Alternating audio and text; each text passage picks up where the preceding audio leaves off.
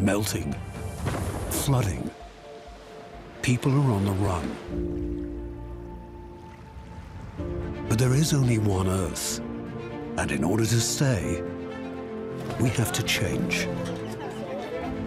Using the intelligence that brought us here to overcome disasters, create resilient cities, roads that lead to the future, an environment that feeds us and takes care of us, while we take care of our planet. If we collect the diversity of our knowledge and talents and invest wisely, we can turn the tables together with a global mind and a local hand. Welcome to the Climate Adaptation Summit. Here's your host, Sacha de Boer. Welcome to the Climate Adaptation Summit 2021, the conference that shines light on adaptation action needed for a climate-resilient future. My name is Sacha de Boer, and I'm more than honored to present an event of such global importance. The coming 24 hours are only possible because of the innumerable hours of international cooperation, scientific research, and high-level debate, the relentless effort of our partners and participants from all over the world. In this high-level opening session, hosted by Prime Minister Mark Rutte of the Netherlands, joined by Mr. Ban Ki-moon, co-chair of the Global Commission on Adaptation, and Minister Cora van Nieuwenhuizen of Infrastructure and Water Management. An exciting selection of world leaders will share their initiatives to accelerate adaptation action. And we will also hear from other important stakeholders, ranging from international organizations, civil society, cities, to the private sector, and science, and of course, we must not forget youth. And let me briefly introduce myself. I'm a photographer with a focus on climate change and the impact it has on people all over the world, like the North Pole. The Inuit I've met there told me about Sila, that's their spirit, that stands for wisdom, the planet, all living creatures, and the weather. And they told me that Sila is confused. Everything is different now from how it was before. And that is what climate change is all about. Climate change is one of the biggest challenges humankind is facing. A task so big, it can be daunting. But the sense of urgency, the recognized opportunity, and the will to act is present here today. Thank you beforehand for sharing your actions and showing leadership. Adaptation is essential. It can and will be done. Well, Prime Minister, welcome, and thank you for hosting this very important summit.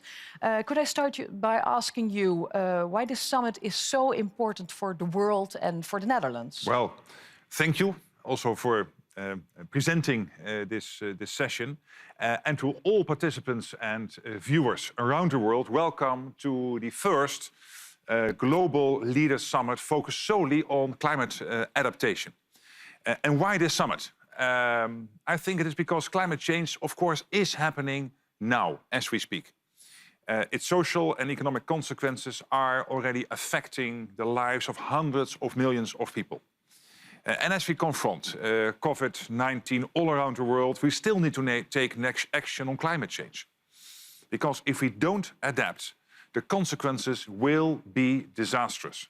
We could see a sharp fall in agricultural yields around the world. We could see a sharp increase in the number of people who don't have enough water. Rising seas and bigger storm surges could force hundreds of millions of people in coastal cities from their homes.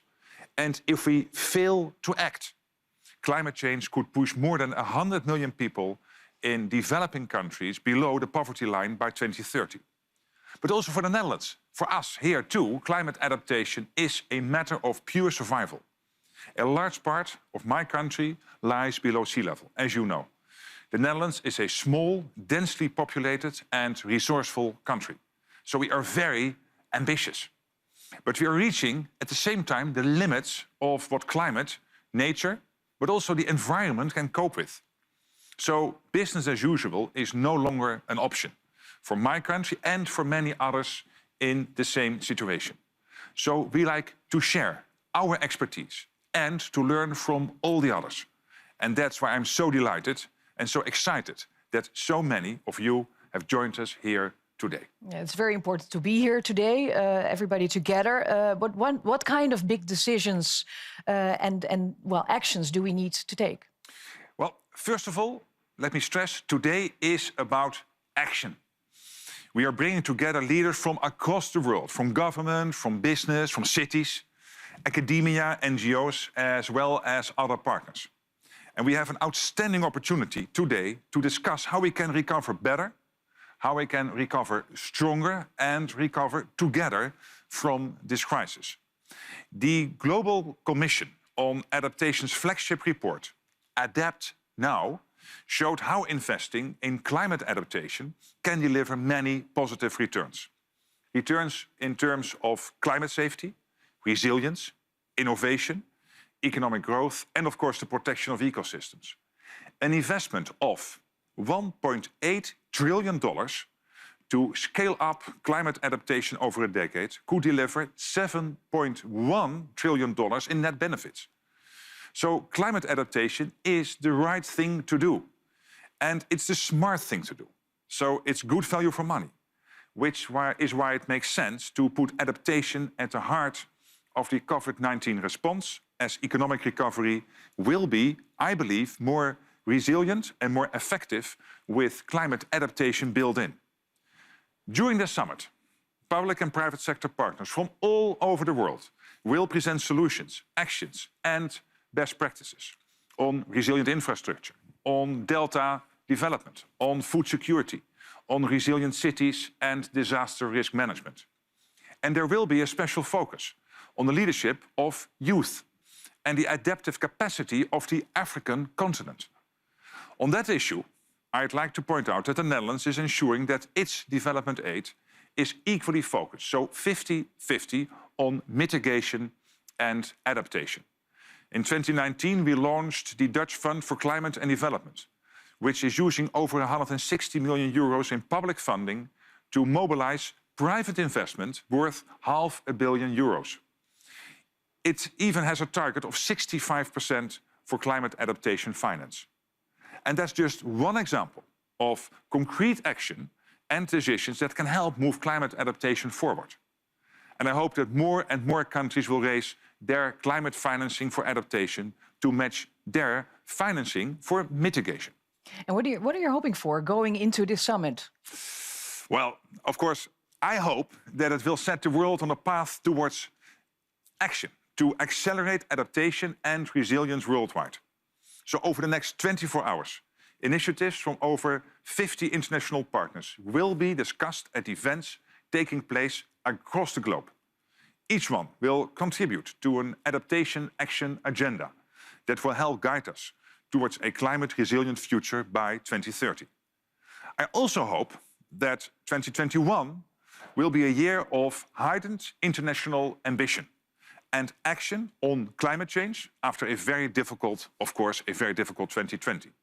And that this conference will help achieve that goal.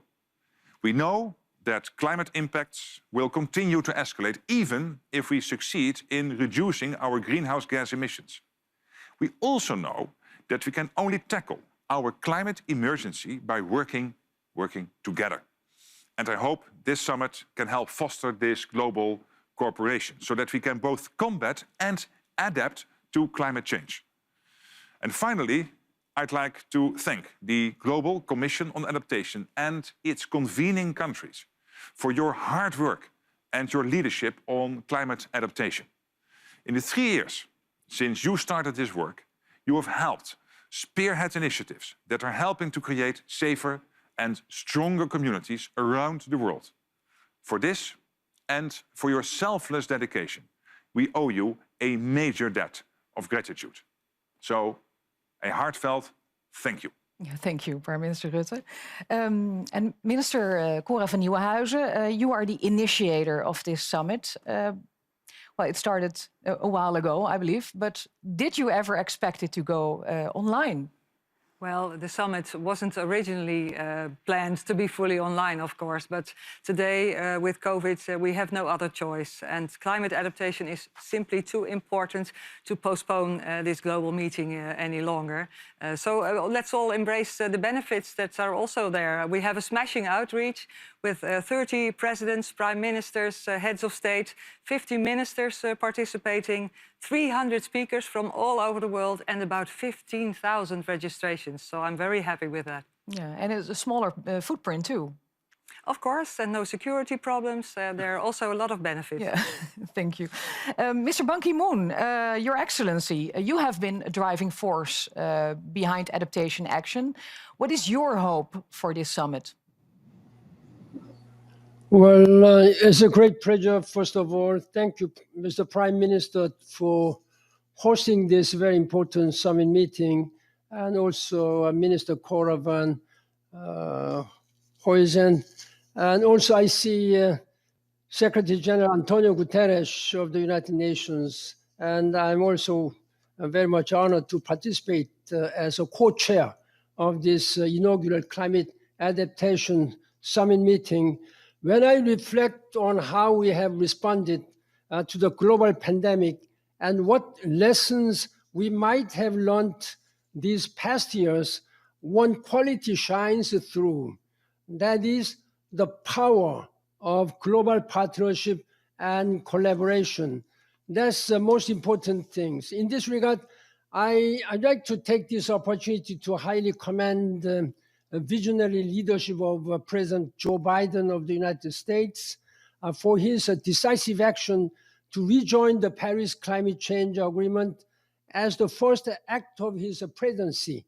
This means the multilateralism, which has been in disarray during the last 4 years, is now back. Thanks to this spirit of collaboration, we now have promising pathways back to health. If we can do this to fight the pandemic, we can certainly do this and more to help hundreds of millions of people adapt to the accelerating impacts of climate change. We need to start building a better future now. The Paris Agreement recognized that mitigation and adaptation go hand in hand, that they are two equally important building blocks towards a sustainable world that leaves no one behind. Over the past 2 years, the Global Commission on Adaptation has worked hard to elevate the importance of climate adaptation. That work will now be succeeded by the Global Center on Adaptation, based in the Netherlands and led by my very able colleague, Dr. Patrick Vercoyen. The GCA's inaugural State and Trends in Adaptation report focused on the context of COVID-19. It stated that we need the 5 to 10-fold increase in funding for adaptation for just the developing world, and yet only a tiny fraction of the trillions of dollars in economic stimulus funds announced so far are being earmarked for climate adaptation. That we have to increase. The main three pillars of our summit is that raise ambition, increase, mobilize finance, as well as forge a partnership. We need a step change in adaptation to protect the world, and especially the most vulnerable people and countries from climate impact. Those of us gathered here today are in the best place to deliver it. The world has a golden opportunity to recover from our health and economic crisis by accelerating adaptation, and we must seize it.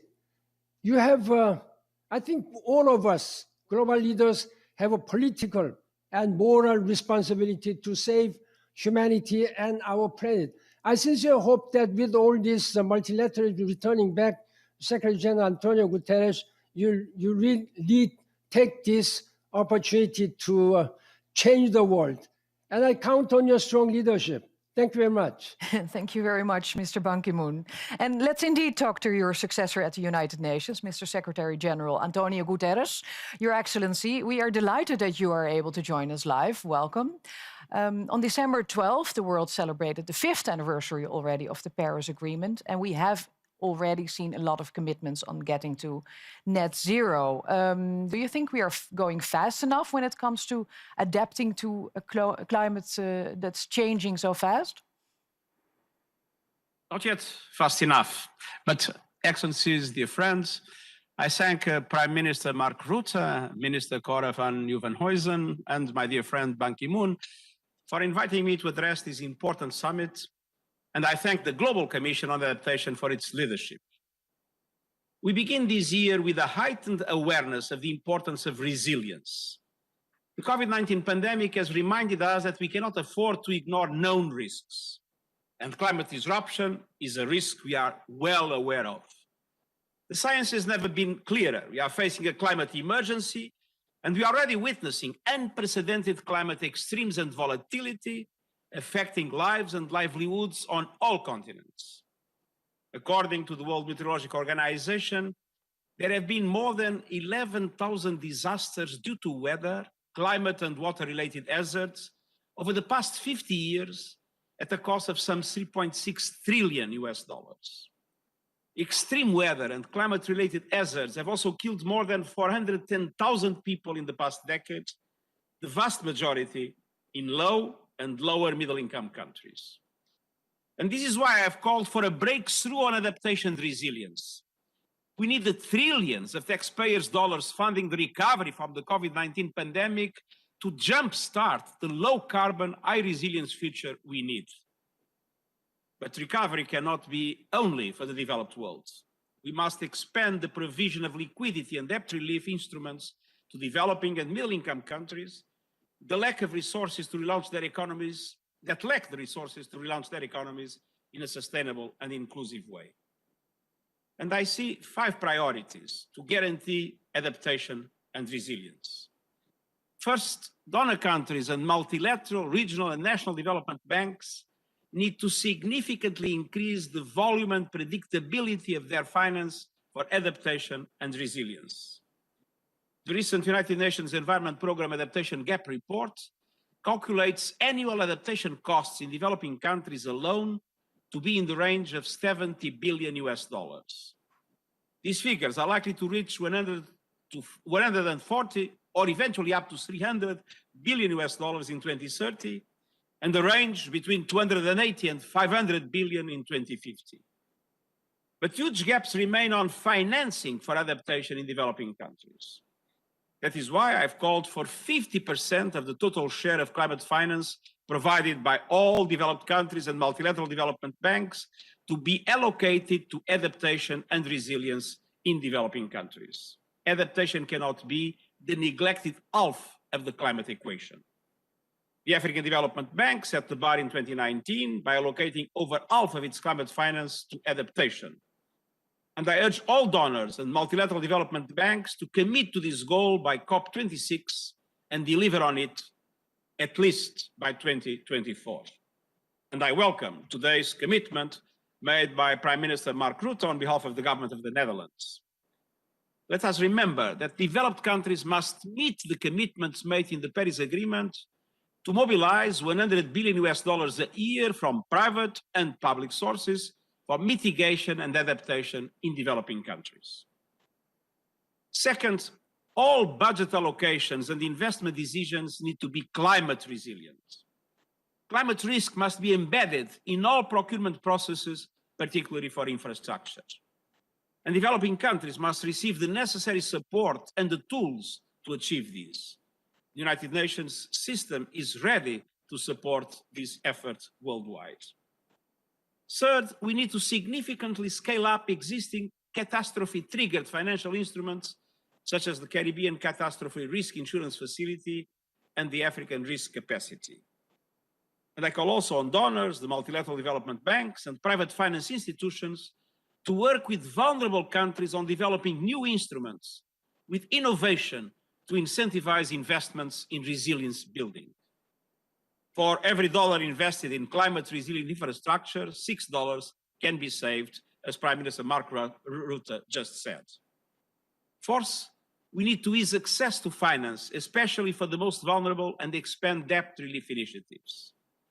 The share for least developed countries and small island developing states in total climate finance remains small, representing only 14% and 2% of flows respectively. And these countries stand on the line of the climate crisis. Yet, due to size and capacity constraints, they face significant challenges in accessing climate finance to build resilience. There must be a collective effort to remove these obstacles. And finally, we need to support regional adaptation and resilience initiatives. This would allow, for example, debt for adaptation swaps, for example, for the Caribbean or the Pacific Islands, and provide much needed liquidity to vulnerable countries in dire need. Excellencies and dear friends, support for adaptation and resilience is a moral, economic, and social imperative. Today, 1 person in 3 is still not adequately covered by early warning systems, and risk-informed early approaches are not at the scale required. As illustrated by the Global Commission on Adaptation, just 24 hours warning of a coming storm or heat wave can cut the ensuing damage by 30%. We need to work together to ensure full global coverage by early warning systems to help minimize these losses. We have the tools, skills, and opportunities to deliver more, faster, and better adaptation actions. I hope this summit helps to secure the breakthrough on adaptation and resilience that is needed, and that it leads to ambitious outcomes at COP26. Let us live up to our responsibilities and jointly change course towards a sustainable, fair, and resilient future. And I thank you. And I thank you, Secretary General Gutteres. And stay with us, please. Well, let's move to Africa, where climate change is felt on a daily basis. President Akufo-Addo from Ghana, Your Excellency, thank you very much for sharing your action.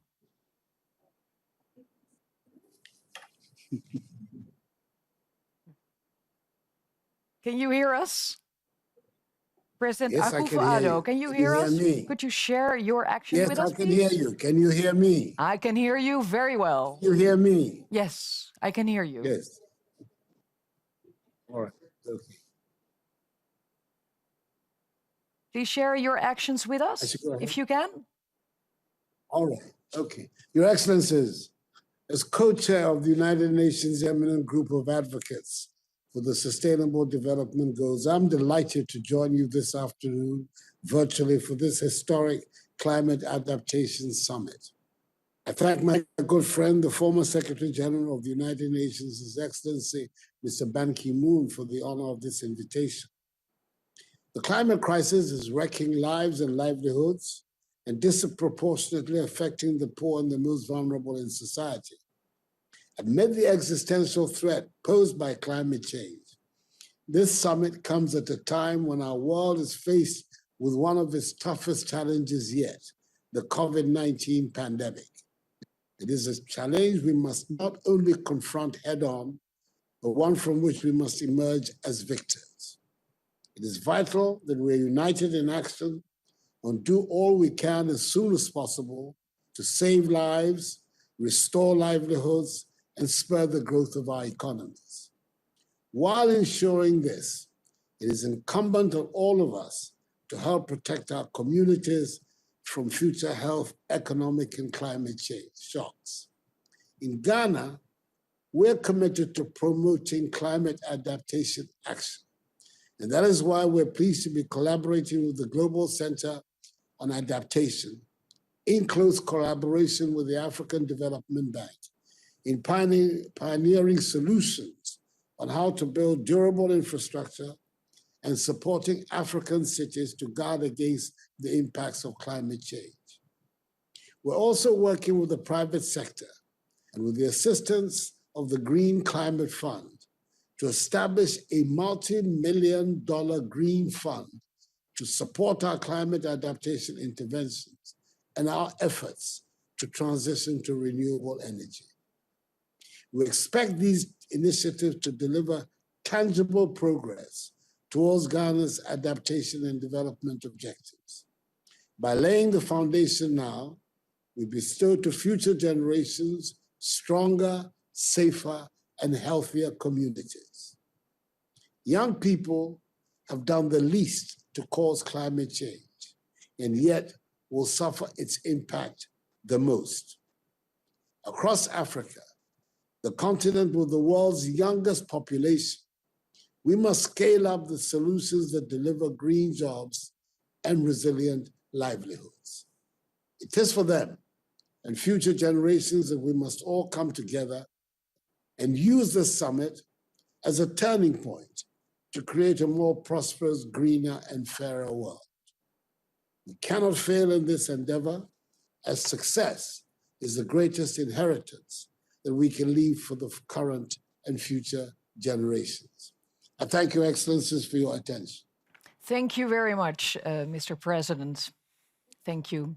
Over to our neighbor, Chancellor Angela Merkel from Germany. She has sent us a video message about Germany's adaptations and reduction measures.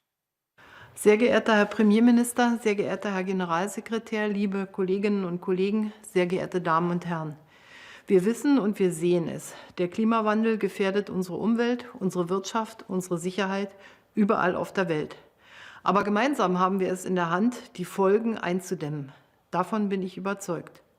Daher entwickelt Deutschland seine 2008 beschlossene Anpassungsstrategie an den Klimawandel regelmäßig weiter. Parallel dazu setzen wir unseren Weg der Emissionsminderungen in Richtung Klimaneutralität fort. Auch bei unserer internationalen Klimafinanzierung verfolgen wir sowohl Anpassungs- als auch Minderungsmaßnahmen. Dabei machen wir uns insbesondere stark für Klimarisikofinanzierungen und Versicherungen. Hierfür haben wir auch unseren jeweiligen Vorsitz der G7 und G20 in den vergangenen Jahren intensiv genutzt. Multilateral wird die Bundesregierung ihr Engagement weiter ausbauen und bilateral werden wir weitere 120 Millionen Euro investieren.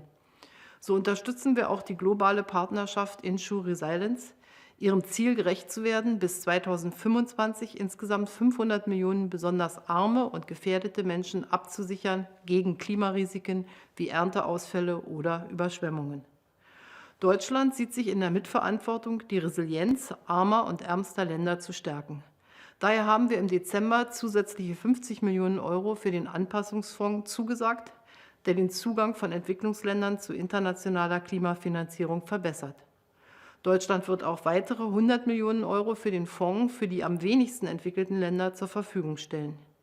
Dem Klimawandel und seinen Folgen entgegenzuwirken, fällt leichter im Vertrauen darauf, dass wir weltweit partnerschaftlich an einem Strang ziehen. Für Deutschland kann ich sagen, wir packen mit an.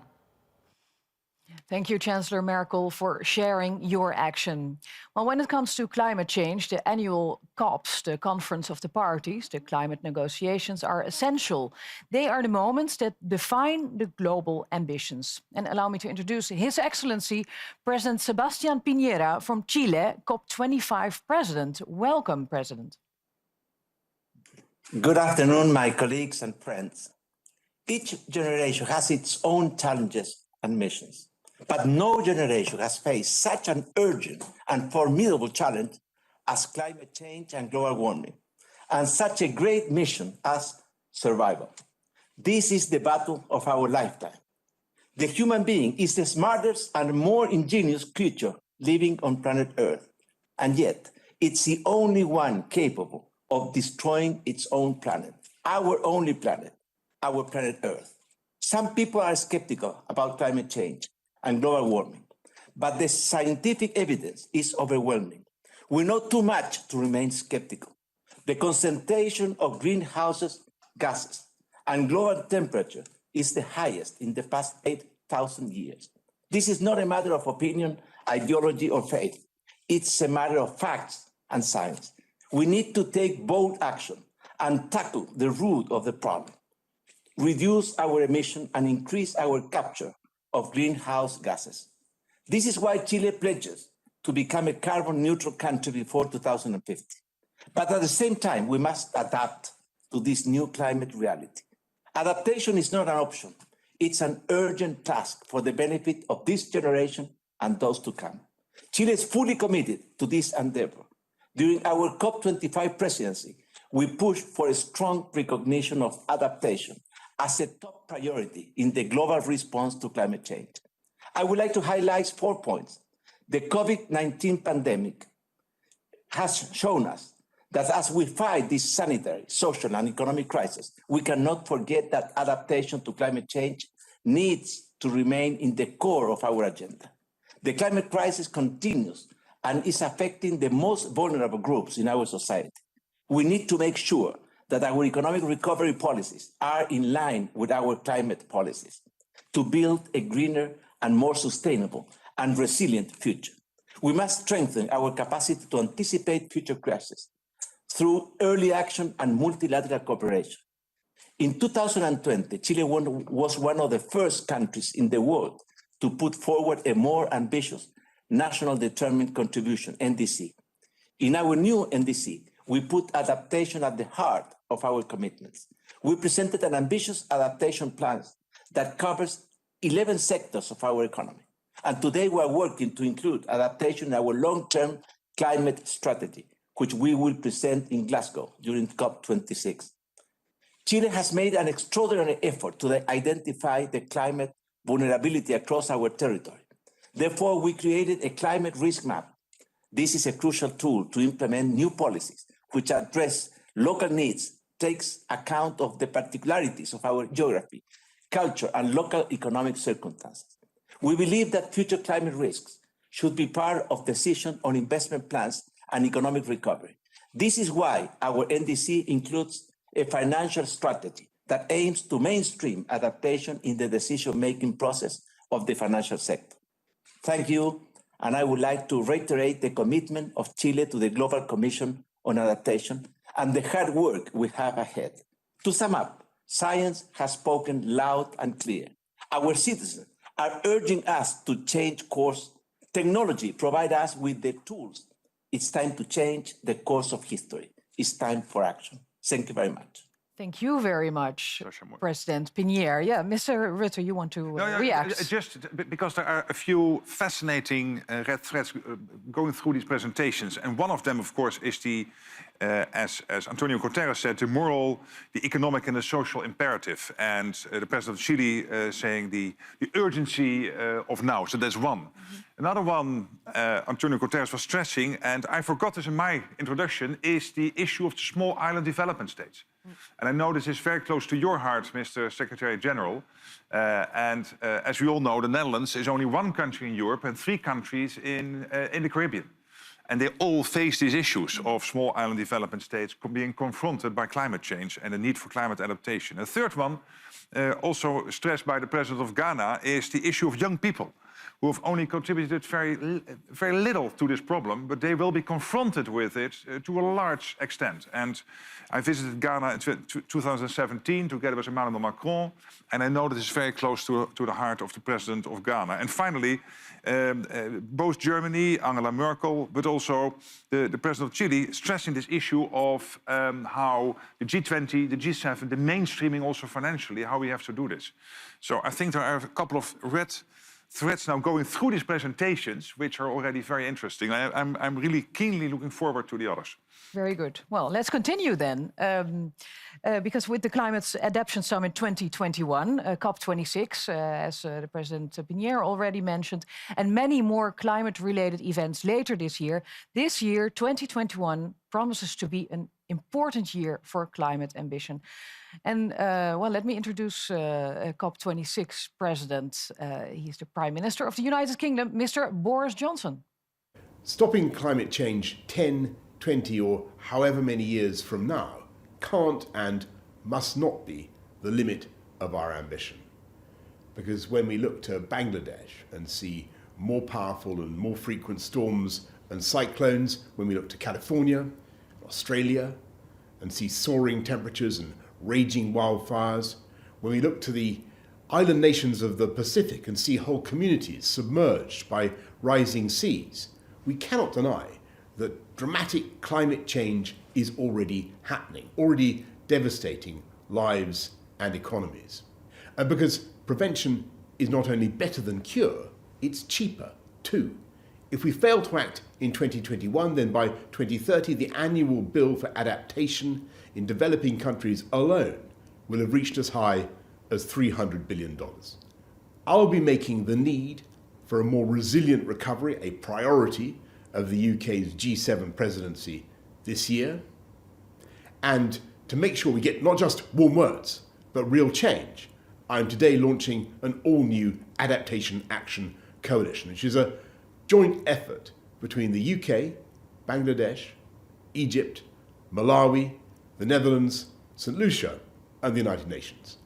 This coalition will draw on the expertise of businesses, scientists, civil society, and more, working with the Race to Resilience and the UN High-Level Climate Champions team to build on 2019's call for action on adaptation and setting the agenda ahead of COP26 later this year. So, let 2021 be the year that we fight back, not just against climate change, but the effects of climate change that are already being felt. Thank you, Prime Minister Johnson. And it brings us to Prime Minister Modi from India, who during the UN Climate Action Summit in 2019 announced a global coalition on resilient infrastructures. Adaptation is more significant today than ever before. And it is a key element for India's development efforts. We have promised ourselves that we will not just meet our Paris Agreement targets, but exceed them. We will not just arrest environmental degradation, but reverse it. And we will not just create new capacities, but make them an agent for global good. We are going to restore 26 million hectares of degraded land by 2030. We are providing clean cooking fuel to 80 million rural households. We are connecting 64 million households to pipe water supply. And our initiatives have not been restricted to India alone. The International Solar Alliance and the Coalition for Disaster Resilient Infrastructure shows the power of global climate partnership. I invite all of you to the 3rd International Conference on Disaster Resilient Infrastructure later this year in India. Excellency, if we take care of Mother Earth, she will continue to nurture us. This sentiment should guide our way forward. Thank you. Thank you very much. Thank you very much, Prime Minister Modi. Well, earlier we heard Secretary General Gutteres share that unlocking more adaptation finance is essential. Investing in adaptation will indeed save money in the long run, as it is more expensive to build back. We've asked leaders on their views. First, President Macron from France. Let's listen to his statement. L'adaptation et la résilience sont en effet des mots qui ont résonné avec force et gravité ces derniers mois. Et la crise de la Covid-19 que nous sommes en train de vivre et qui secoue encore la planète tout entière a montré plus que jamais à quel point il est crucial de protéger les populations face aux chocs et leur permettre de s'en relever. Le changement climatique est l'un de ces chocs qui nous concernent tous, dont les impacts se manifestent et s'intensifient partout. C'est pourquoi il nous faut, dans l'esprit de l'accord de Paris, faire preuve d'ambition et de solidarité. Il en va de notre responsabilité à tous et de notre responsabilité à chacun. Mais il est tout aussi important d'accélérer la mise en œuvre d'actions d'adaptation sur le terrain afin de réduire la vulnérabilité de nos sociétés. Au niveau international, la France poursuit ses engagements en matière de solidarité climatique. L'Agence française de développement a déjà multiplié par 4 son soutien financier à l'adaptation depuis 2016. Et comme je m'y suis engagé le 12 décembre dernier, lors du sommet de l'ambition climatique, la France rehaussera le niveau de finances climat à plus de 6 milliards d'euros par an. Elle consacrera un tiers de celle-ci à l'adaptation. La France joue par ailleurs tout son rôle pour aider à la mobilisation au niveau mondial des financements publics et privés sur le sujet de l'adaptation. Lors du sommet Finances en commun, nous avons lancé une coalition de 450 banques publiques de développement qui se sont engagées pour la première fois à intégrer l'adaptation et la résilience dans leurs stratégies et opérations. Elles se sont également engagées à renforcer l'action pour financer l'élaboration et la mise en œuvre de plans nationaux d'adaptation. Au nord comme au sud, il nous faut repenser les infrastructures, les routes, les ports, à l'aune de l'élévation du niveau de la mer, des événements climatiques violents, de la hausse des températures moyennes et des transformations d'écosystèmes que cela engendre. Tout cela est la meilleure manière de prévoir les prochains chocs, de lutter contre les grandes transformations qui sont déjà à l'œuvre et aussi d'avoir une action utile et coordonnée contre les grandes inégalités de nos sociétés et à travers le monde. Je vous remercie. And merci beaucoup, President Macron, for your contribution. The world is enhancing ambition on climate change, on ensuring we adapt. And I would like to introduce Mr. Han Jung, Vice Premier of the People's Republic of China. 尊敬的吕特首相，各位同事、女士们、先生们、朋友们，很高兴出席首届气候适应峰会。气候变化是全人类面临的共同挑战，应对气候变化需要统筹兼顾、减缓和适应。这次峰会的举办，对凝聚各方共识、推进全球气候适应行动合作具有重要意义。中国国家主席习近平在第75届联合国大会一般性辩论上宣布，中国二氧化碳排放力争于2030年前达到峰值，努力争取2060年前实现碳中和。在气候雄心峰会上，习近平主席进一步宣布中国提高国家自主贡献力度的新举措，展现了我们应对气候变化的信心和决心。中国一贯坚持减缓和适应并重原则，通过实施国家适应气候变化战略，开展自然灾害预警预报，提高防灾减灾能力，加强农林水利基础设施建设，在主动适应气候变化方面做了大量卓有成效的工作。目前，中国正在编制国家适应气候变化战略2035，将进一步强化国内适应气候变化的工作，全面提高气候风险抵御能力。女士们、先生们、朋友们，5年前巴黎协定确定了全球适应目标，明确了对发展中国家适应行动的支持，为全球气候治理描绘了新愿景。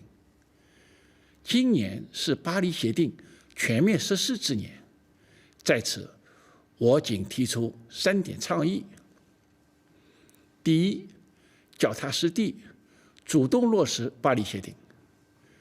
适应气候变化是发展中国家最为直接和迫切的要求。发达国家应当按照巴黎协定，切实加大对发展中国家适应气候变化的资金和技术支持。第二，加大力度，提升适应气候变化水平。各国应当根据自身实际情况，制定并执行国家适应计划，扩大适应行动的规模，增强适应行动的有效性和持久性，促进可持续发展。第三，精诚合作，形成适应气候变化强大合力。我们要树立你中有我，我中有你的命运共同体意识，坚持多边主义，开展适应气候变化国际合作，推动全球和平发展合作共赢。女士们、先生们、朋友们，我们生活在同一个地球村，各国紧密相连，人类命运与共。让我们团结一心，共同强化适应行动，携手推进全球气候治理新进程。谢谢大家。Thank you very much, Vice Premier Han. And now a very warm welcome to our next speaker. This must be one of his first international contributions as the newly appointed Special Presidential Envoy for Climate, Secretary John Kerry. Welcome, Mr. Kerry. Very good to have you. Welcome to this virtual meeting of world leaders. It is truly wonderful to have you. Could you please tell us about the new ambitions of the United States? Absolutely, and thank you. It's a privilege to be able to be with you. And let me start by thanking Prime Minister Rutte and the government of the Netherlands for hosting this important and timely meeting. I'm really delighted to be here. Also want to thank, if I may, Secretary General Gutteres for his tireless leadership on climate change, and of course my friend Ban Ki-moon, who was central as we negotiated the Paris Agreement and brought it into force. And he's been a partner not just on climate, but on many other things and challenges. 3 years ago, scientists gave us a pretty stark warning. They said we have 12 years within which to avoid the worst consequences of climate change. Now we have 9 years left, and I regret that my country has been absent for 3 of those years. In the United States, we spent $265 billion in 1 year for 3 storms, just cleaning up after those storms. Last year, 1 storm, $55 billion. We've reached the point where it is an absolute fact that it's cheaper to invest in preventing damage, or minimizing it at least, than cleaning up. Now, without question, I think everybody understands this, the best adaptation is to treat the crisis as the emergency that it is and do more to hold the Earth's temperature increase to the Paris stated 1.5 degrees. And I think scientists are more and more landing on the 1.5 as a critical figure. A 3.7 to 4.5 increase centigrade, which is exactly the path that we are on now, invites for the most vulnerable and poorest people on Earth fundamentally unlivable conditions. So our urgent reduction of emissions is compelled by public conscience and by common sense. President Biden has made fighting climate change a top priority of his administration. We have a president now, thank God, who leads, tells the truth, and is seized by this issue. And President Biden knows that we have to mobilize in unprecedented ways to meet a challenge that is fast accelerating, and he knows we have limited time to get it under control. For that reason, the United States immediately rejoined the Paris Agreement, and we intend to do everything we possibly can to ensure that COP26 results in ambitious climate action in which all major emitter countries raise ambition significantly, and in which we help protect those who are the most vulnerable. We have already launched our work to prepare a new US nationally determined contribution that meets the urgency of the challenge, and we aim to announce our NDC as soon as practicable. The administration also intends to make significant investments in climate action, both domestically and as part of our efforts to build back better from COVID. And internationally, we intend to make good on our climate finance pledge. In the long term, driving towards net zero emissions no later than 2050 and keeping a 1.5 degree limit within reach remain the best policies for climate resilience and adaptation. There is simply no adapting to a 3 or 4 degree world except for the very richest and most privileged. At the same time, we have to also build resilience to protect communities from the impacts of climate change that are already built in to the emissions that are in the atmosphere. Now, some of these impacts are inevitable because of the warming that's already taken place. But if we don't act boldly and immediately by building resilience to climate change, we are likely going to see dramatic reversals in economic development for everybody. Poor and climate vulnerable communities everywhere will obviously pay the highest price. So the United States will work on three fronts to promote ambition and resilience on adaptation. Leverage US innovation and climate data and information to promote a better understanding and management of climate risk, especially in developed countries. We will significantly increase the flow of finance, including concessional finance, to adaptation and resilience initiatives. We will work with bilateral and multilateral institutions to improve the quality of resilience programming, and we will work with the private sector in the United States and elsewhere in developing countries to promote greater collaboration between businesses and the communities on which they depend.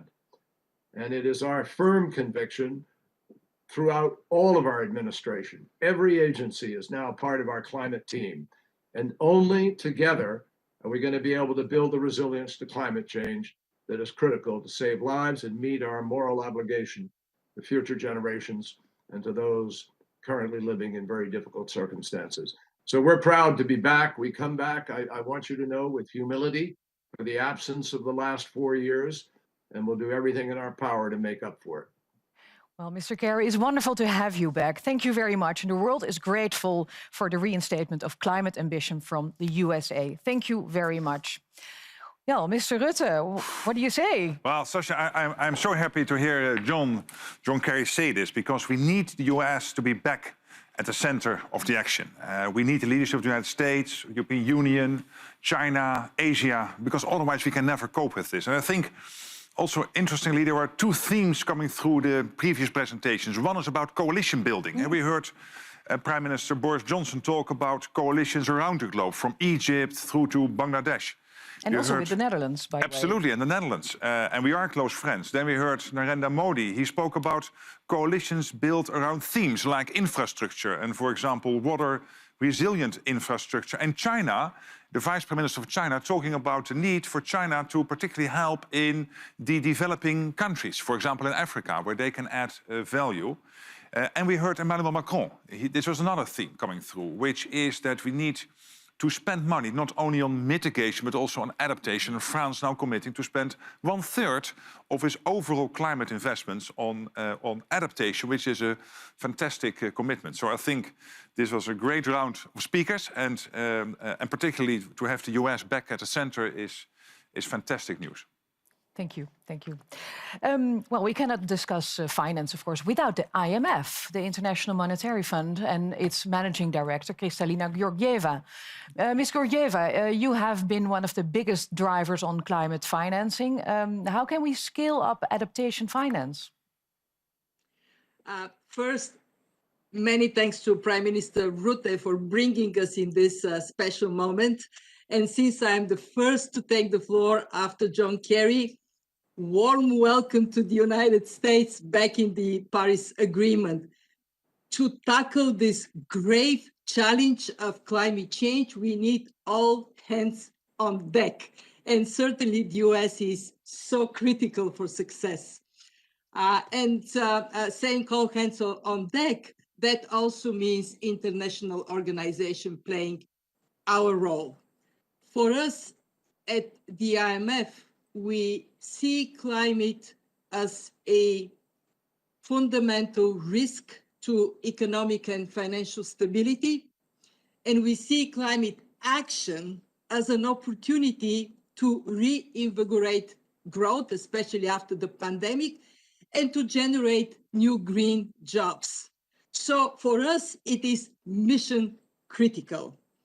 Our research shows that if we combine rising carbon prices with the green infrastructure push to bring emissions down and adapt to climate change, we can boost global GDP over the next 15 years by 0.7% higher growth, and we will create millions of new green jobs. So what does action mean for us at the IMF? First, integrating climate in our annual country economic assessment. They're known in the world as Article 4 consultations. In highly vulnerable countries, we focus on adaptation, and we are also building up mitigation analysis, including carbon pricing, in our assessment of large emitters. Second, including climate-related financial stability risks in our financial sector surveillance through standardized disclosure of these risks, enhanced stress tests, and assessments of supervisory framework. Make the money go where they must. Third, scaling up climate in our capacity development so we can help equip finance ministries and central banks with the skills needed to take climate considerations into account. And fourth, mainstream climate indicators in macroeconomic data. Unless we do it, we won't take that important shift. So this year, we are going to launch a climate change dashboard, indicators to track the economic impact of climate risks and the measures taken to mitigate them. So let me finish. Climate resilience is a critical priority, and this is why we place it at the heart of what we do this year and in the years to come. Thank you very much, Kristalina Georgieva from IMF. Well, let's go to the other side of the world, to Gabon. President Bongo, his country has been a leading example in climate ambition in Africa. Prime Minister Rutte, Secretary General Ban Ki-moon, co-chairs of the Global Adaptation Summit. Excellencies, ladies and gentlemen, the devastating effects of climate change are on the rise, especially on the African continent.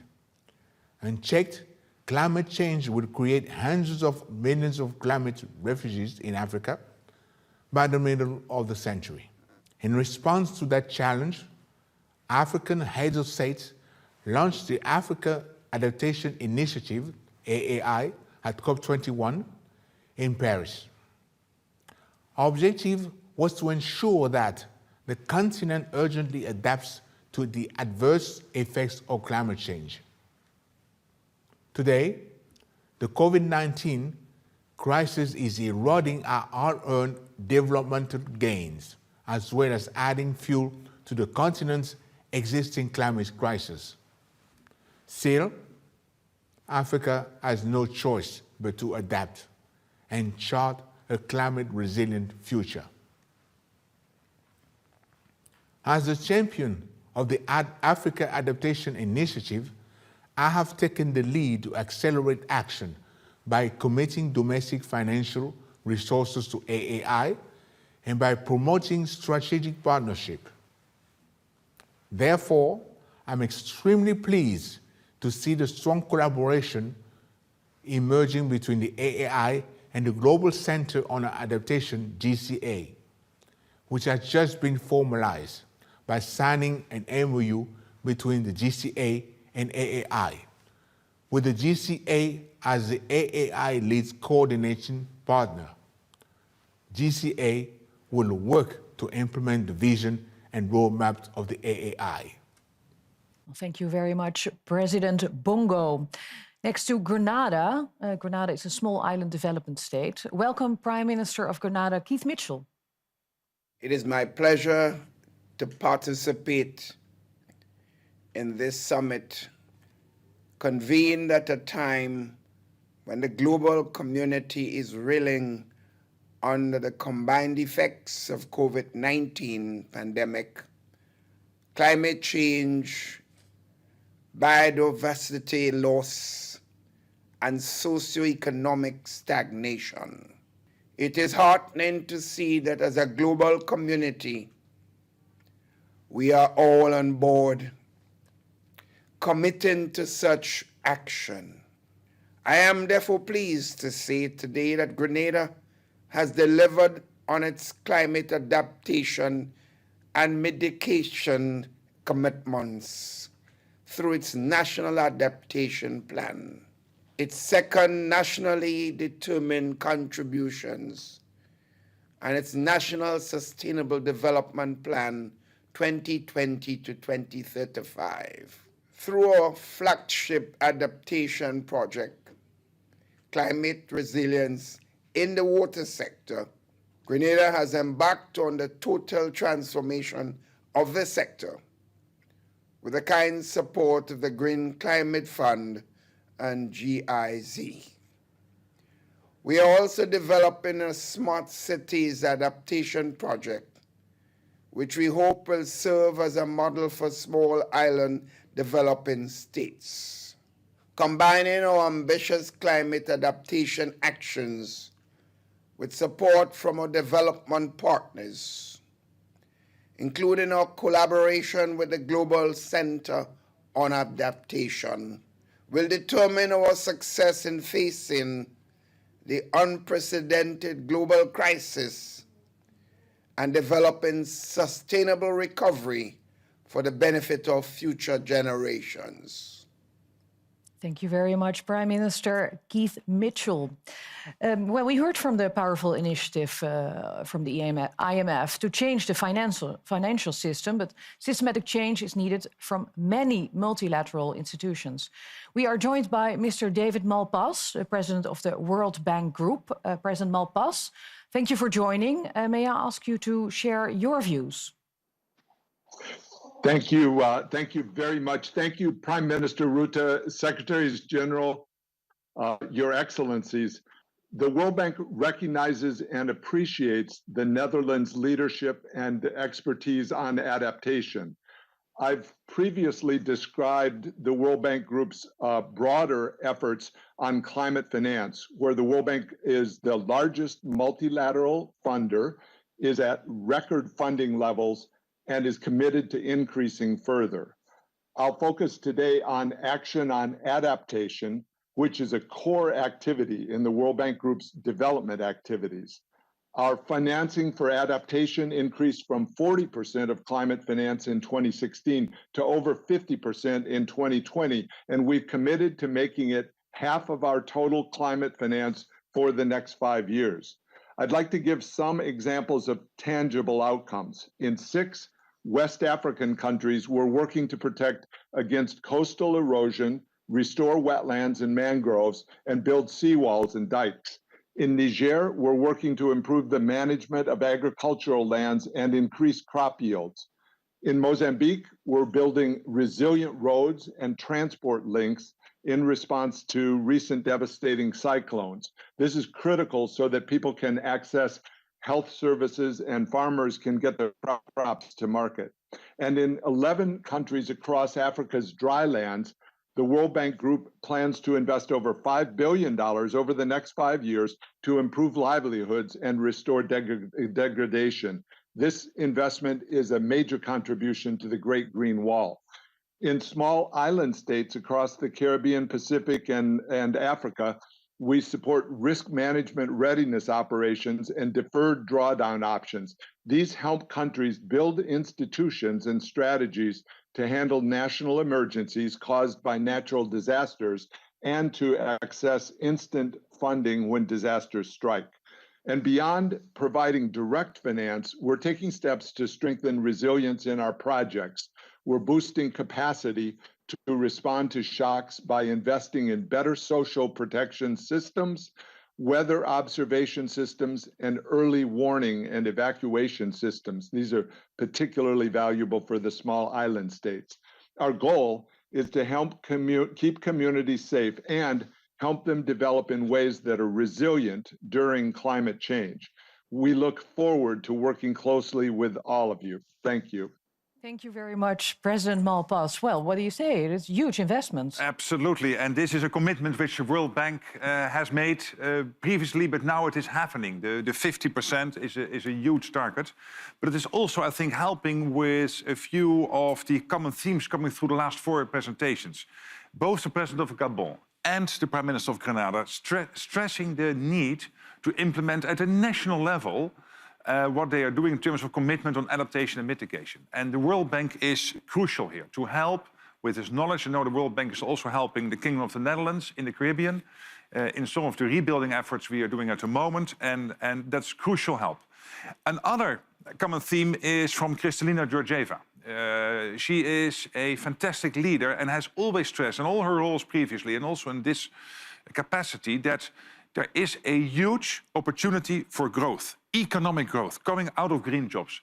My personal vision for the Netherlands is that by 2030, building back better after COVID-19, we will see that from the 10 million jobs we have now in the Netherlands, that probably a quarter to maybe 1/3 of those jobs will be in professions we don't even know of yet.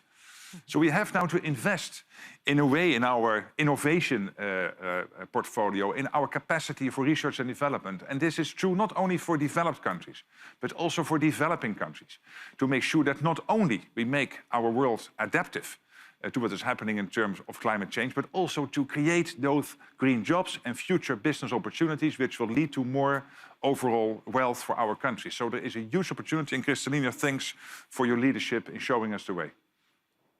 Thank you. Thank you, Mr. Rutte. And now I've heard, Mr. Gutteres, you have to leave us now, unfortunately. I hope you're not looking surprised now, but thank you very much for joining us. You were a very honored guest to have you. UN Secretary General Antonio Guterres, thank you very much for joining us this last hour. Thank you very much and congratulations. A remarkable summit. Thank you very much. Antonio. See you next time. Thank you very much. Well, we have just listened to government leaders, multilateral development banks and international institutions, all committing to action and showing what can and should be done.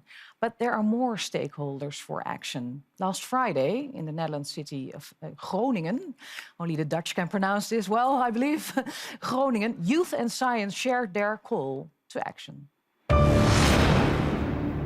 People and organizations from all over the world participated in the Dutch Climate Adaptation Week Groningen from the 19th until the 25th of January 2021. An intense, interactive online program invited participants to join forces. Merely by cooperating, we can produce smart solutions to accelerate climate adaptation. An urgent call with no time to lose, especially for the most vulnerable regions of the world. Main deliverables of the Climate Adaptation Week Groningen. 1. The Science Declaration. The University of Groningen invited scientists from all over the world to unite in a joint appeal to our world leaders.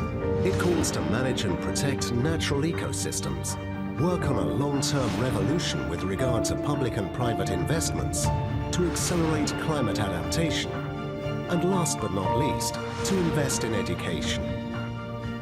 2. The Global Youth Call to Action. Young people around the world are calling for climate justice, as well as more social and economic equality. It's their future as well as their children's future. Our youth calls upon governments and all stakeholders to implement the global call to action on adaptation, in addition to the mitigation efforts and Paris Agreement targets, in order to secure a healthy, safe and green future. 3. The Manifesto for Climate Adaptive Design, in which 9 international design agencies come up with 10 design principles on how to successfully approach climate adaptive design of public space and landscape in Groningen and in the rest of the world. Groningen reaches out to every city and region in the world because climate adaptation is a joint responsibility. We must continue to act and adapt. It's what we do.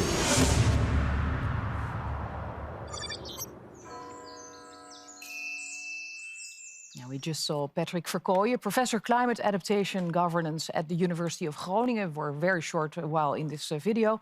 He's also CEO of the Global Center on Adaptation. Welcome, Mr. Verkooyen. And welcome to Joshua Amponsem.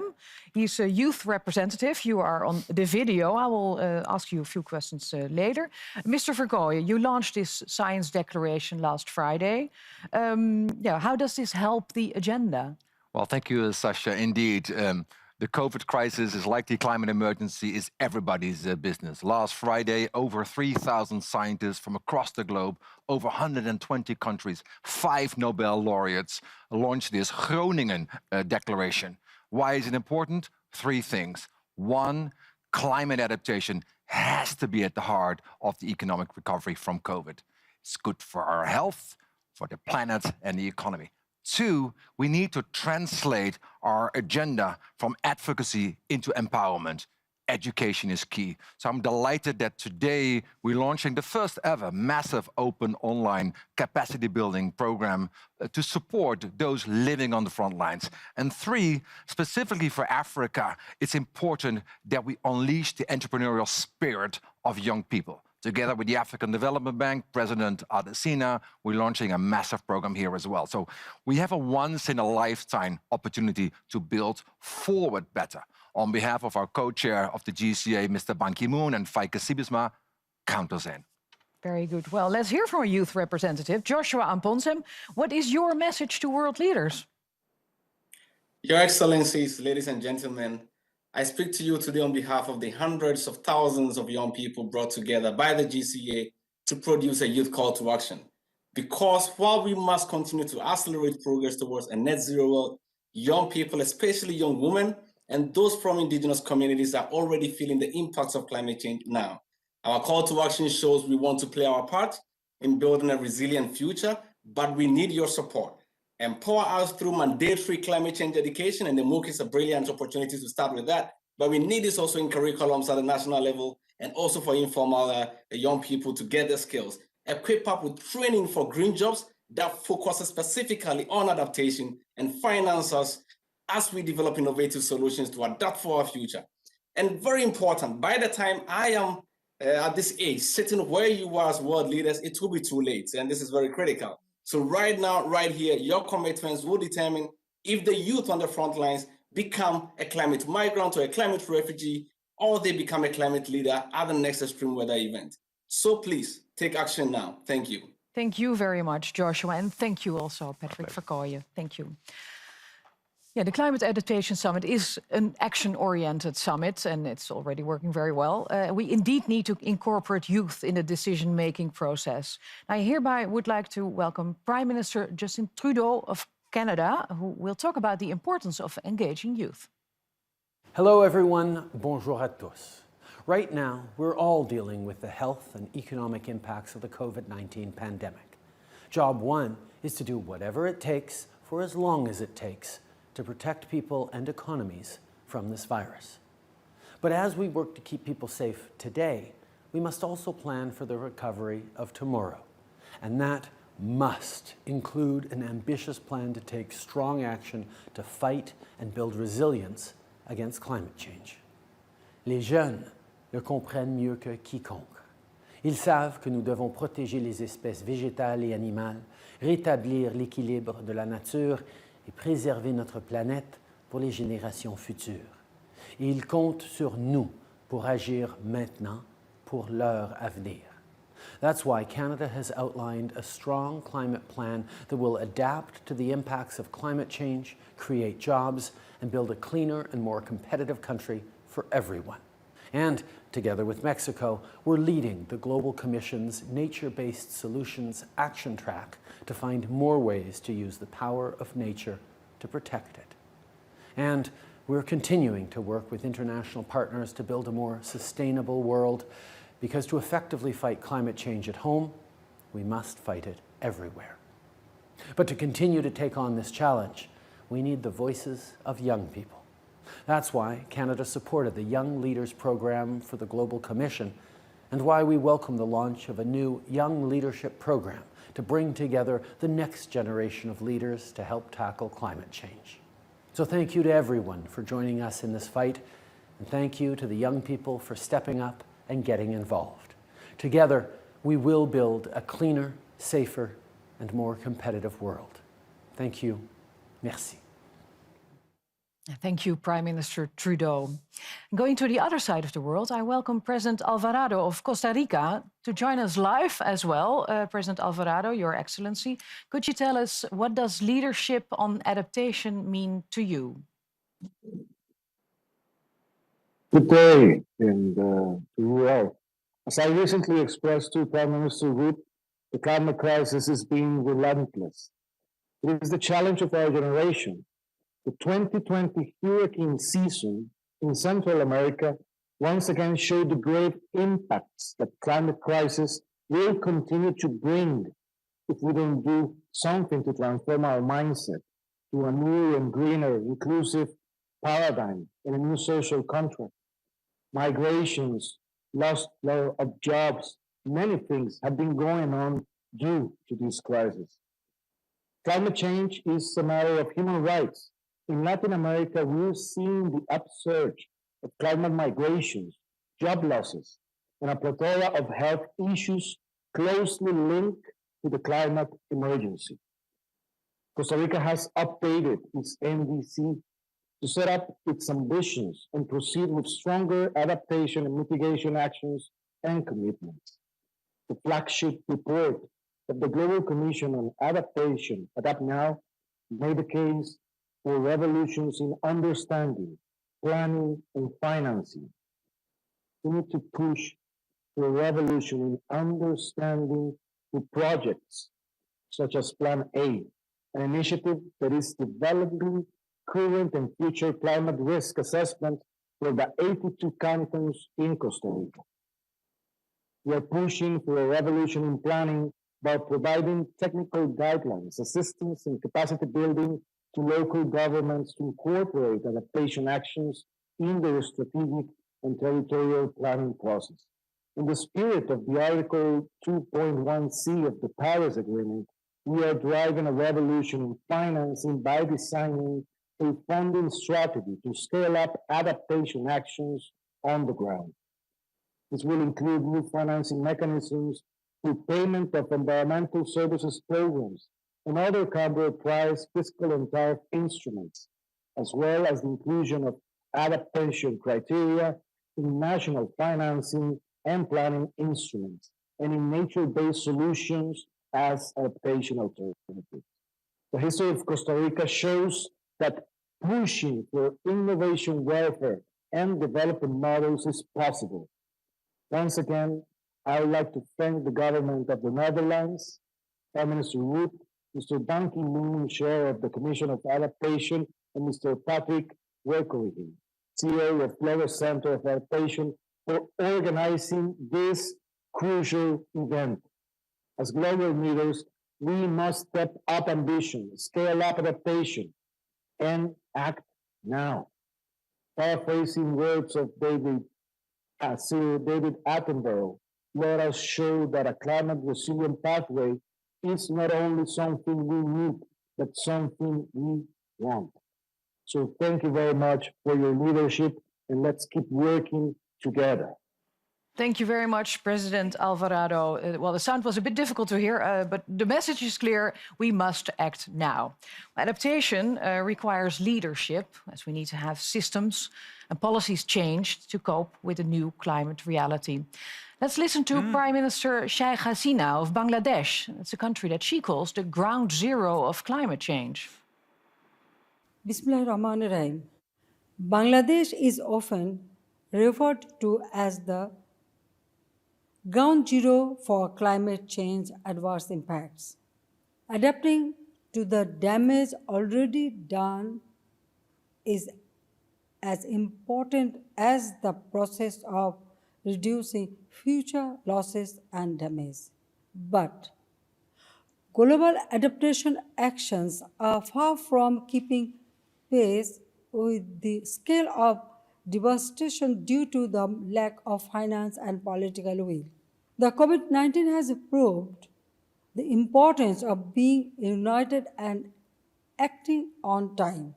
Bangladesh has emerged as a global leader on locally led adaptation measures, and with the support of the Netherlands, we have developed the Bangladesh Delta Plan 2100. To celebrate the birth centenary of our father of the nation, Bangabandhu Sheikh Mujibur Rahman, we have planted 11.5 million saplings and launched a program called Mujib Climate Prosperity Plan.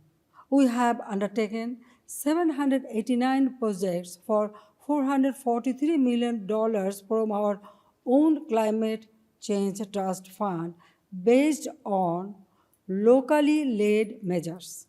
Additionally, as the president of the CBF and the host of the South Asian Office of Global Center on Adaptation, we are promoting locally led adaptation that can bring forth tangible solution for the vulnerable communities in different countries of the world. Thank you very much, Prime Minister Sheikh Hasina of Bangladesh. And she talked about the Bangladesh Delta Plan together with the Netherlands. Yes, and Sheikh Hasina and I have talked a lot about this, and we are working closely with Bangladesh. This is an example of how we can help each other. So I'm very happy that she has always been very open about the issues Bangladesh is facing, and therefore also making it possible for the rest of the region to work on the issues around climate change. I also wanted to highlight Costa Rica, because Costa Rica is one of the world's most friendliest countries in terms of climate, environment, etc. And it is an example of a country which is maybe not big in size or big in the overall size of its economy, but it has a huge impact because their voice has the voice of authority, because we know what they are capable of. And therefore, when Costa Rica speaks, we put down our pen and we listen to her. I was very happy, our pencil down. I was very happy that the president of Costa Rica was in this call. And finally, Justin Trudeau of Canada was also highlighting, of course, the issue of the leadership of the young generation, the youth, but he was also highlighting something else, which is the nature-based solution. So how to build with nature. Like in the Netherlands, we have this program of Room for the River, so that when the rivers are overflowing, that there is enough space for them to do that. And this is also an issue which is close to what China is doing at the moment. Building with nature-based solutions, building on a more climate adaptation. So I think these are some excellent examples we have heard so far, and I'm very happy about it. Yeah, one of those examples from Bangladesh, from Sheikh Hasina, is her forest investment plan. Yes. And planting back mangroves. And that's a real solution there. We cannot do this in the Netherlands, of course. No, not for us, but I mean, this is also they're across the world and far apart, but also Costa Rica has some of the world's most beautiful mangroves. Mm-hmm. You need them also as part of your natural system and your ecosystem. Of course, if that is possible in that part of the world. Here in the Netherlands, it would probably be a bit more difficult. But at least it can help to at least keep the thing together. Good. Let's go to Kenya. Your Excellency, President Kenyatta, warm welcome to you. Let's hear from your point of view, please. Thank you very much. And let me begin by saying how pleased I am to join you in this critical discussion on climate adaptation. Climate change, as my fellow speakers have said, like COVID-19, is without doubt a reality that we must deal with now. And this summit, therefore, is timely and a reminder that as we seek to build back better from the COVID-19 pandemic, we must also learn from each other and strengthen our partnerships to drive resilience to climate change. This summit is particularly important to us on the African continent, where a majority of our people are small-scale farmers who rely on agriculture for their livelihood. Given its sensitivity to climate change, agriculture will remain a key priority to our climate adaptation agenda, and we must give our farmers the tools, the information, the education, and the financial support that they need to enable them to adapt to sustainable practices and respond to changing weather patterns, as well as to enhance their productivity.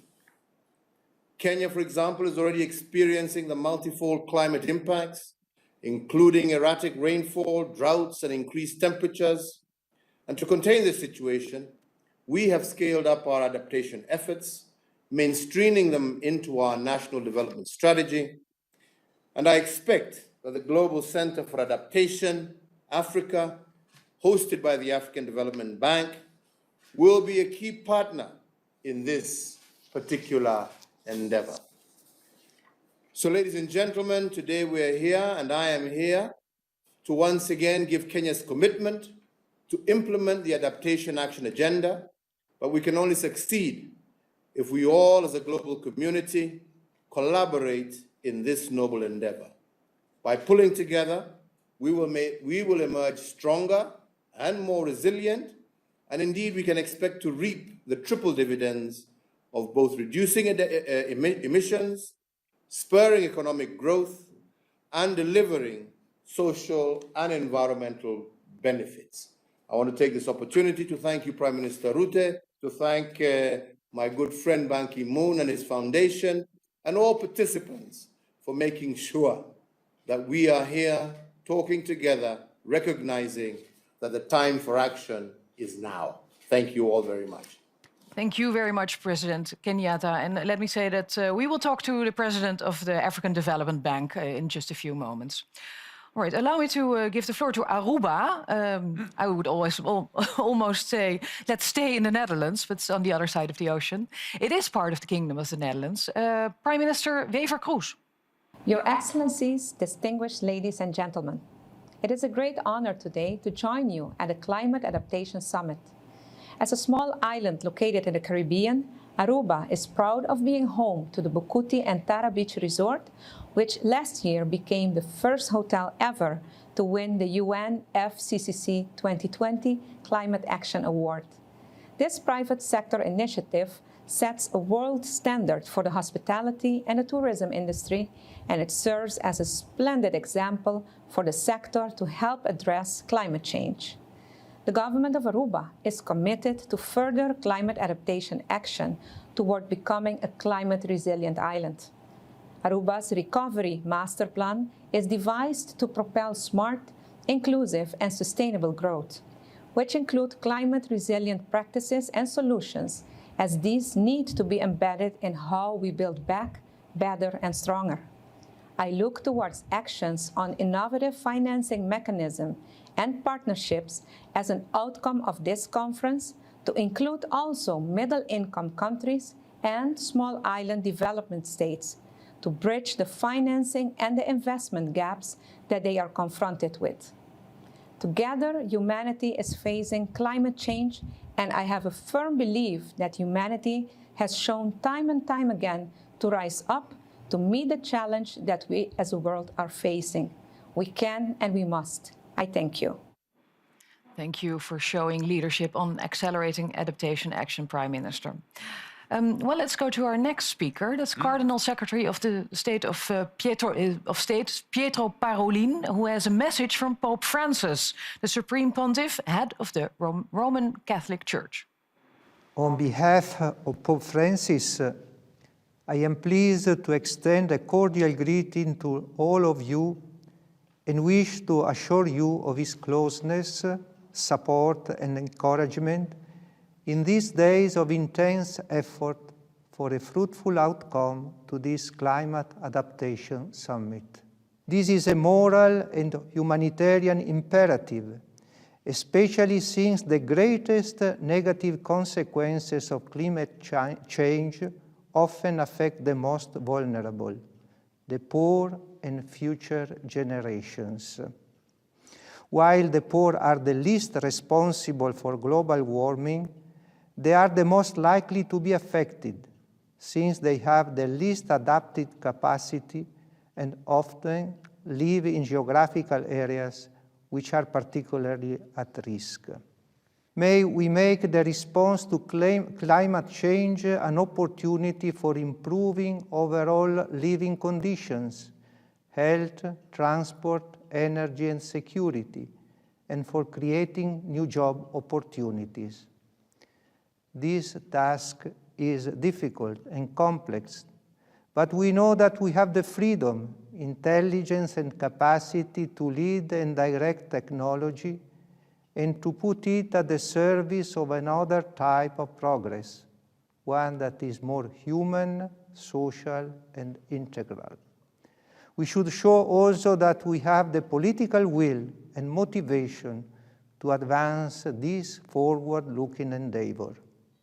We have no alternative but to make every effort to implement a responsible, unprecedented collective response intended to work together to build our common home. For sharing Pope Francis's words with us. Well, Prime Minister Rutte, what would you like to say after hearing all these words from world leaders to the Pope as well? It's really great that the Holy Father is also participating in this way in this conference, because the Vatican might be small. The impact the Pope has, the Holy Father has, in terms of his worldwide presence and the fact that he will be heard around the world cannot be underestimated. So we need that leadership, of course, from NGOs, but also from religious leaders. And the Catholic Church, of course, being one of the biggest in terms of its global impact. So I'm very happy that he participates. I was also very proud about Evelyn Wever-Kroes's message from Aruba. Aruba is one of the small island development states being part of the Kingdom of the Netherlands. And they have always shown leadership. In the last 10, 20 years, they have worked on making that island greener, more environmentally friendly. And in that sense, it is also a beacon in terms of its role in the region, in the Caribbean region. And of course, Kenya, President Kenyatta, what he said, particularly about small-scale farmers, I would like to just highlight how important that is and how much we all, also from the Netherlands, we all want to help. Because we know in countries like Kenya, but also, for example, in Nigeria, which will grow in population probably to 400 million people by 2050, Nigeria. So we have to acknowledge that issue and that impact it has on the agricultural system and particularly on the economy and the small-scale farmers is crucial, is huge. And if we do this in the right manner, I'm absolutely convinced we can build economic growth opportunities, but also work on climate adaptation. So I was very happy to hear that particular perspective. Yeah, very good, very good. Well, adaptation is essential to ensure resilience of local communities, small farmers and regions. And you've also learned that action requires partnerships and that adaptation on the ground cannot be done without finance. So, Mr. Adesina, President of the African Development Bank, thank you for joining us. Could you tell us what your vision is on creating action on the ground? Well, thank you very much. Your Excellencies, as we gather here today for the Climate Adaptation Summit, I would like to commend the visionary leadership of Prime Minister Rutte and the former UN Secretary General Ban Ki-moon. Climate change is changing hopes and livelihoods dramatically. Africa's growth is being compromised by climate change. The sight of locust swarms devastating thousands of hectares of cropland in East Africa was shocking. Perennial droughts and encroaching deserts lay bare the vulnerability of the Sahel of Africa, scorching lives into misery and driving migration. Yes, we see all these things. Now we must feel. Now we must act. Now we must deliver on accelerated climate adaptation for Africa. The African Development Bank is at the forefront of climate finance for Africa. The bank has quadrupled its finance for climate to reach $25 billion by 2025. We have increased the percentage of our climate financing devoted to climate adaptation from 26% in 2016 to 55% by 2019. We launched the Desert to Power Initiative, a $20 billion initiative to build the world's largest solar zone in the Sahel. And at the One Planet Summit with President Macron, I announced that the bank will mobilize $6.5 billion in support of the Great Green Wall of the Sahel. The former UN Secretary General Ban Ki-moon and I, together with Faye Kay and Patrick, have jointly established the Global Center for Adaptation in Africa, GCA Africa, based at the African Development Bank. The African Development Bank and GCA Africa have launched the Africa Adaptation Acceleration Program to mobilize $25 billion to scale up transformative actions on climate adaptation. The program needs your very strong support. It's time for developed countries to meet the $100 billion per year in climate finance promised to developing countries. My late mentor, Kofi Annan, the former UN Secretary General as well, once told me, the only promises that matter are the promises kept. Let's turn words into action, hope into reality, promises into financing for Africa. Together we adapt, together we prosper. Thank you very much. Thank you very much, President, Mr. Adesina, from the President of the African Development Bank. Well, we have covered the world from Canada to India and from Aruba to Kenya. The sense of urgency is present. We really need to act now.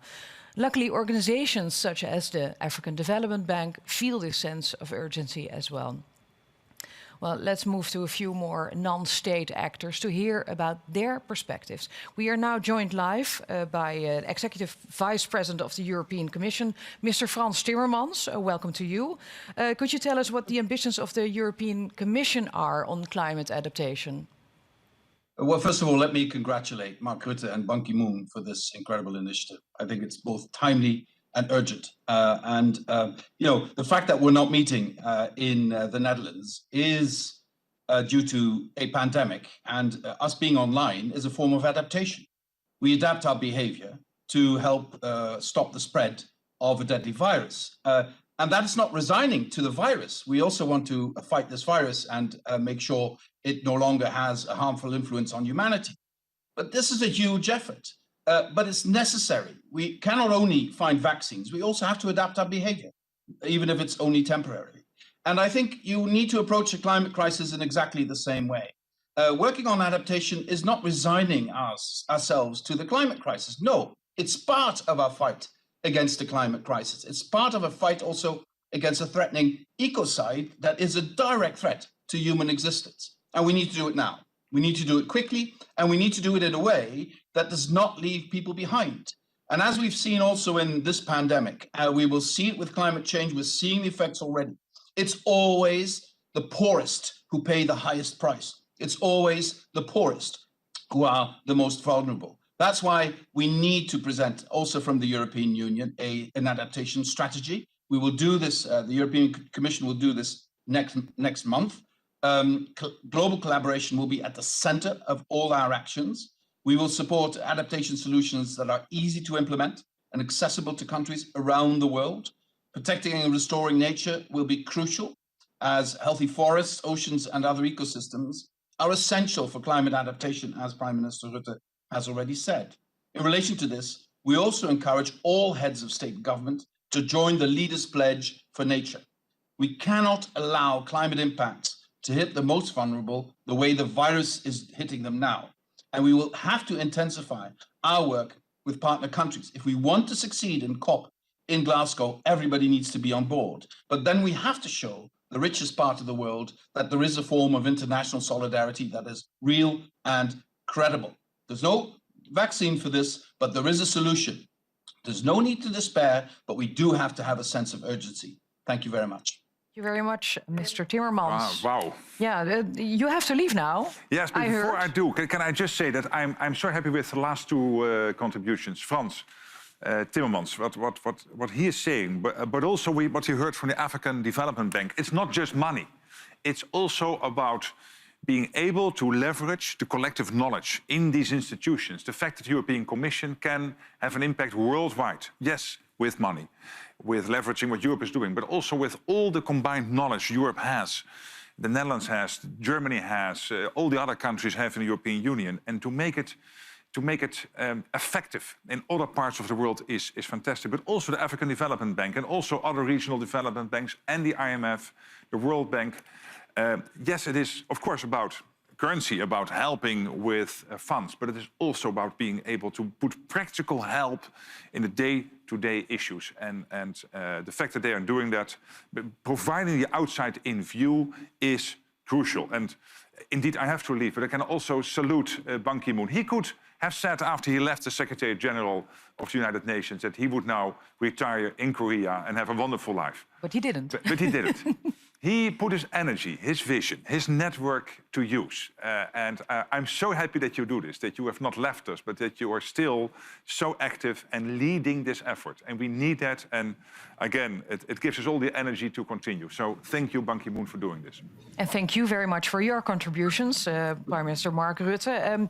We will see you back again at the closing session. Absolutely. So thank you very much. Looking forward to that. And your hosting role for the summit will now be taken over by Minister van Nieuwenhuizen. Thank you very much for being here.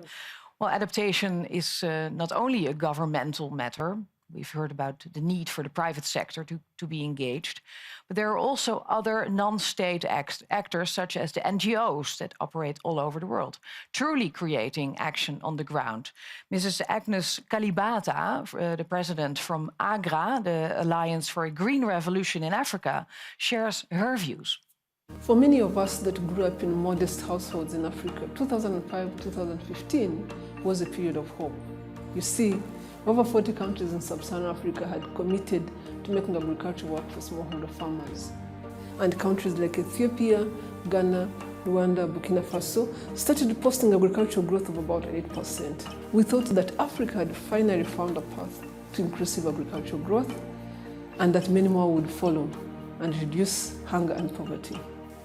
We did not see climate change coming. We did not expect the reversal of hard-won gains. Planting seasons changed. For a continent that depends on rainfall, productivity gains for smallholder farmers shrank, and centuries of traditional knowledge of agricultural systems started getting eroded. I was Minister of Agriculture in Rwanda. I saw efforts to get African farmers access to the world's best improved seed and other inputs leave farmers and governments more indebted rather than increase productivity, validating the notion that farmers one shock away from poverty. The fact that we are coming together to make this commitment is a welcome move that many of us that have lived the plight of Africa's farmers welcome and support. The stakes have never been higher. African countries have committed to adaptation frameworks. At AGRA, we will build on these efforts to strengthen adaptation of farming communities. We commit to strengthen collaboration and scale innovation to deliver the most effective results. And international partnership. We will build on the work of the Global Commission on Adaptation to deliver tangible solutions to climate change for African farmers. I ask each of you to commit to this call, for the time is now. Thank you, Ms. Kalibata from AGRA. And with me here in the studio is now Mr. Feike Siebesma, Honorary Chairman of Royal DSM and also co-chair of the Climate Business Leaders of the World Economic Forum, and many, many more things, but then your time would be up if I would say everything you are doing. But Mr. Siebesma, how can the private sector move this agenda forward? Yeah. Well, first of all, thanks for this summit. And climate change is, of course, threatening the world. We all know that. We anchored our approach in the Paris Treaty, but we also know we are not on track yet. And climate change is further impacting, especially the developing countries now already. So therefore, this summit, to make ourselves more resilient and to adapt. And therefore, with Ban Ki-moon, myself as co-chair, and Patrick Verkooyen as CEO, this Global Center for Adaptation. And what we do there is we develop the best practices, how to address climate in an adaptive way. So how to make food production more resilient, or our cities, or our infrastructure. And those best practices can be rolled out, can be used by the vulnerable countries. And that is what we need. And this is not only a country thing, like you said. This is also a business topic. Out of its own interest, business needs to be resilient, its own infrastructure, supply chains, etc. But also because it provides 0.7% economic growth. It provides jobs. And therefore, business is involved. And at this moment, globally, we spent about 30 billion. Last year, it went a little bit down on adaptation. We need to make it tenfold of this. So therefore, good that Prime Minister Rutte and Mr. van Nieuwenhuizen said, let's make it 50-50 on mitigation and adaptation for this and for next generations. And therefore, I would say, on climate mitigation, it is the race to net zero. On climate adaptation, it's the race to hopefully full resilience. And that is what we need, private and public sector together. Let's all do it together. We're in this global community, as we heard earlier from one of the presidents. I think it was from Gabon. Yeah. It's very good. Thank you very much, Mr. Siebesma. Well, climate adaptation is a truly complex topic. To find the best solution, all the different sectors have to collaborate, just as you said. They have to do it together. The keyword during this summit is action. We need to act, we need to adapt on a global, regional and local scale. And now we will be welcoming the remarks from President Moon Jae-in from South Korea, President Widodo from Indonesia, Prime Minister Phuc from Vietnam and President Kabua from the Marshall Islands, stating their actions on the ground in the next videos. 파리협정 이행 원년을 맞아 기후 적응을 위한 지혜를 모으는 첫 정상회의에 함께한 것을 기쁘게 생각합니다. 기후 적응은 인간이 자연과 함께 살아가기 위한 지혜이자 인류가 기후 위험으로부터 안전하게 살아가기 위한 노력입니다. 파리협정은 온실가스 감축에 주목했던 과거의 노력에 더해 모든 당사국이 함께하는 기후 적응을 기후변화 대응의 핵심 요소로 규정했고 인류와 지구를 위한 기념비적 승리라는 평가를 받았습니다. 한국 국민들은 자신이 좀 불편해도 자연과 더불어 살겠다는 강한 의지를 갖고 있으며 기후변화에 적응하려는 인류의 노력에 선제적이고 적극적으로 함께해 왔습니다. 개발도상국의 기후 적응 노력에도 힘을 보태겠습니다. 매년 진행해온 적응 역량 지원 프로그램을 확대 발전시켜 올해부터는 유엔 기후변화협약 사무국과 공동으로 기후적응 아카데미를 운영할 예정입니다. 글로벌 적응위원회의 적극적인 참여를 기대합니다. 오는 5월 한국 서울에서 제2차 P4G 정상회의가 열립니다. 기후 적응을 포함하여 기후 위기 극복과 녹색 회복을 위한 실질적인 논의의 장이 될 수 있도록 개최국으로서 최선을 다하겠습니다. 제2차 P4G 정상회의에도 깊은 관심과 참여를 당부드립니다. 감사합니다. Yang mulia, dampak iklim sangat nyata di hadapan kita, apalagi untuk negara-negara kepulauan seperti Indonesia. Perubahan siklus iklim mengharuskan petani dan nelayan beradaptasi menghadapi ketidakpastian. Meningkatnya permukaan laut mengharuskan penduduk pesisir dan pulau kecil untuk tetap dapat bertahan. Meningkatnya bencana alam termasuk banjir dan kekeringan mengharuskan rakyat bersiap siaga. Pandemi COVID-19 membuat tantangan semakin kompleks dan berat. Untuk itu, kita harus mengambil langkah luar biasa. Pertama, semua negara harus memenuhi kontribusi nasional bagi penanganan perubahan iklim atau NDC. Indonesia telah memutakhirkan NDC untuk meningkatkan ketahanan dan kapasitas adaptasi. Kedua, seluruh potensi masyarakat harus digerakkan. Indonesia melibatkan masyarakat untuk mengendalikan perubahan iklim melalui program Kampung Iklim yang mencakup 20.000 desa di tahun 2024. Ketiga, kemitraan global harus diperkuat. Indonesia memprioritaskan kerjasama peningkatan kapasitas dalam menghadapi perubahan iklim bagi sahabat kami di Pasifik. Tentunya, negara maju harus memenuhi komitmennya. Keempat, kita harus terus memajukan pembangunan hijau untuk dunia yang lebih baik. Yang mulia, KTT ini harus dapat melipat gandakan aksi iklim dunia melalui solidaritas, kolaborasi, dan kepemimpinan kolektif global, dan mengawal detail pelaksanaannya di masing-masing negara. Terima kasih. Trái đất, ngôi nhà chung của chúng ta đang bị rung chuyển mạnh mẽ do những tác động nghiêm trọng của biến đổi khí hậu, sự phát triển, tồn vong của nhiều dân tộc, quốc gia bị đe dọa. Thách thức này chỉ đang nặng nề thêm bởi sự lan tràn của đại dịch COVID-19 đang gây ra những hệ lụy to lớn và làm phân tán nguồn lực dành cho các nỗ lực ứng phó với biến đổi khí hậu. Hội nghị hôm nay có ý nghĩa hết sức quan trọng khi chúng ta chung tay đoàn kết mở ra thập kỷ mới vì ngôi nhà trái đất thân yêu. Với những quyết tâm mạnh mẽ, các sáng kiến mới, tăng cường hành động thích ứng với biến đổi khí hậu, góp phần quan trọng thúc đẩy thực hiện mục tiêu phát triển bền vững SDG 2030 của Liên Hiệp Quốc. Theo Ngân hàng Thế giới, Việt Nam là một trong những quốc gia chịu ảnh hưởng nặng nề nhất bởi biến đổi khí hậu.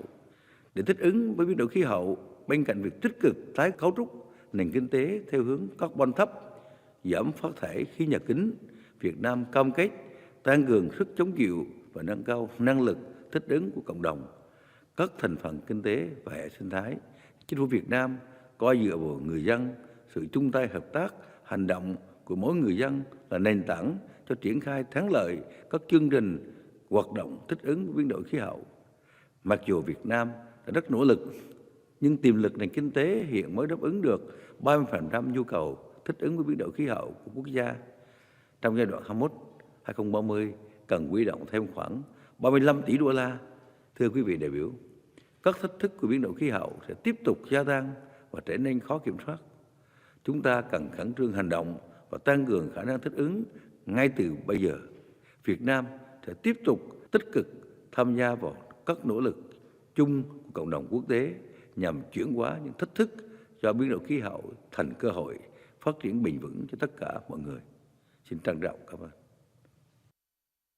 Prime Minister Mark Rutte and fellow leaders, adaptation is of the highest importance to the Republic of the Marshall Islands and to small islands and large ocean states worldwide.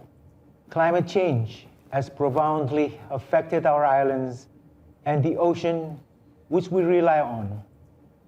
People's livelihood at the community level, the surrounding ecosystem, and our fundamental rights are severely threatened. Last month, the Marshall Islands became the first small island developing state to submit its national adaptation communication to the UNFCCC. To my government, it is essentially a national survival plan.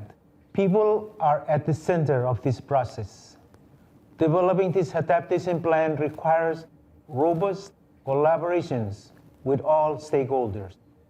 In particular, we are harmonizing traditional knowledge with the best available science to generate solutions based on our unique circumstances. As we approach COP26, greater attention to the importance of adaptation and the financial commitments required to deliver climate protection are vitally needed and urgent. This historic challenge is also an opportunity as we begin to rebuild from COVID-19. I wish to commend the Netherlands and the Global Center on Adaptation for convening this important summit, and we look forward to the outcome of the summit. Thank you so much, and komol tata. Thank you all for your contributions. Minister van Nieuwenhuizen, well, what do you say if you hear all these world leaders talk about what they are contributing? Well, I think it's one big message of hope, starting with Agnes Kalibata from AGRA. She's such an inspiring woman, bringing back all the African farmers, reunite them actually. And if we see Feike Siebersma, he's a front runner for the private sector. We need them on board so much. So he's doing great work there. And then South Korea, speaking about P4G, Indonesia, struggling, of course, with coastal erosion, flooding, same in Vietnam, coastal erosion, Marshall Islands, the problems with the rising sea level. The situation is different in every country, but what we have in common is that we need to adapt, and we need to adapt now. Yes. We will. Our next speakers are President Paul Kagame from let's see, Paul Kagame from Rwanda, President Alberto Fernandez from Argentina, President Macky Sall from Senegal. Welcome to you all. Merci, Monsieur le Premier ministre Mark Rutte, pour l'organisation de ce sommet sur l'adaptation au climat. Pays côtier et sahélien, le Sénégal fait face à l'urgence climatique en agissant sur 3 principaux fronts. L'investissement massif dans la transition énergétique, ce qui porte à 34% la part des énergies propres dans nos capacités électriques installées à ce jour. La reforestation et la restauration de la biodiversité, avec 53 forêts aménagées et plus de 7 millions de plants mis en pépinière. Enfin, la lutte contre l'érosion côtière, dont l'un des derniers projets phares nous a permis récemment, en partenariat avec la Banque mondiale, de sauvegarder une importante zone côtière avec la restauration des plages et une zone qui a sauvé donc 17 hôtels et plusieurs autres activités liées au tourisme et à la pêche. Je remercie tous les partenaires qui soutiennent nos programmes d'adaptation au climat, comme les Pays-Bas. En complément des efforts nationaux, j'appelle à l'amélioration des mécanismes de financement bilatéraux et multilatéraux afin qu'ils soient plus accessibles, plus diligents et plus efficaces. Ensemble, restons mobilisés et solidaires dans l'adaptation au climat pour sauver la planète, notre habitat commun. Je vous remercie. As we work to slow the pace of climate change, we must also work to mitigate its effects. Climate change, after all, is a fact which calls for social and economic resilience to protect livelihoods.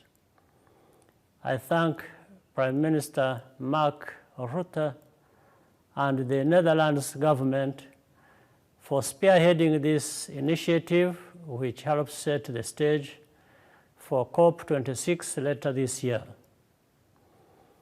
In Rwanda, the changing climate is already making itself felt in unusually heavy rainfall and flooding.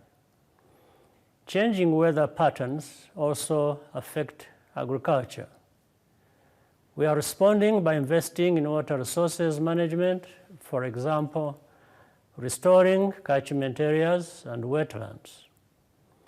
Last year, Rwanda established the Rwanda Water Resources Board to ensure integrated long-term planning around water, irrigation, and climate.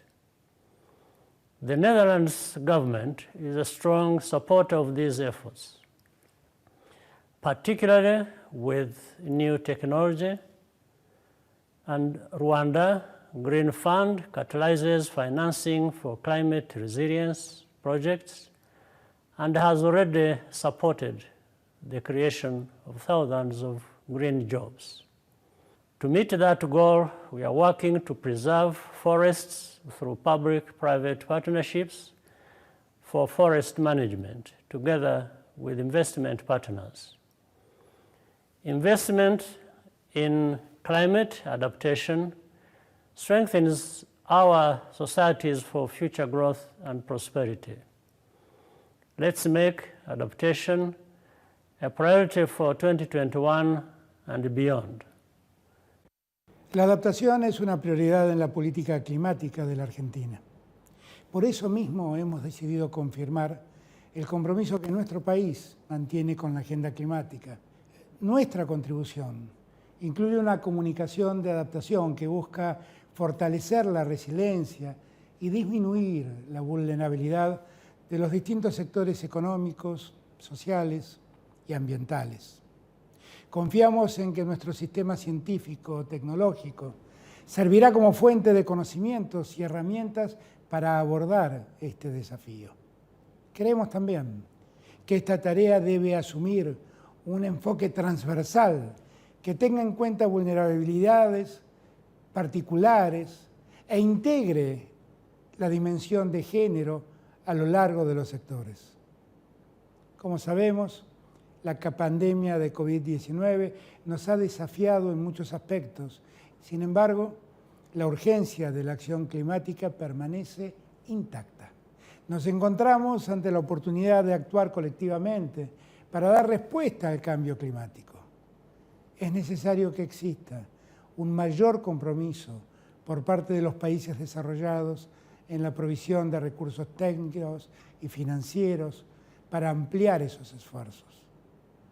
Debemos actuar con solidaridad, ante un problema que nos afecta a todos, pero cuyas peores consecuencias son sentidas por los sectores más vulnerables.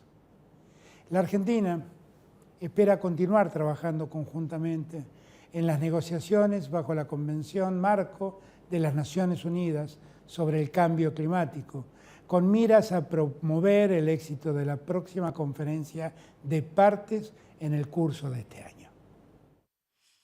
Well, we have covered the entire world, from Latin America to Asia and from Africa to North America. The last 1.5 hours has given an insight in the urgency to adapt to climate change. It has taught us that countries and organizations face different challenges, but it has also given us hope. There's so much ambition, there's so much knowledge, expertise, and the willingness to adapt.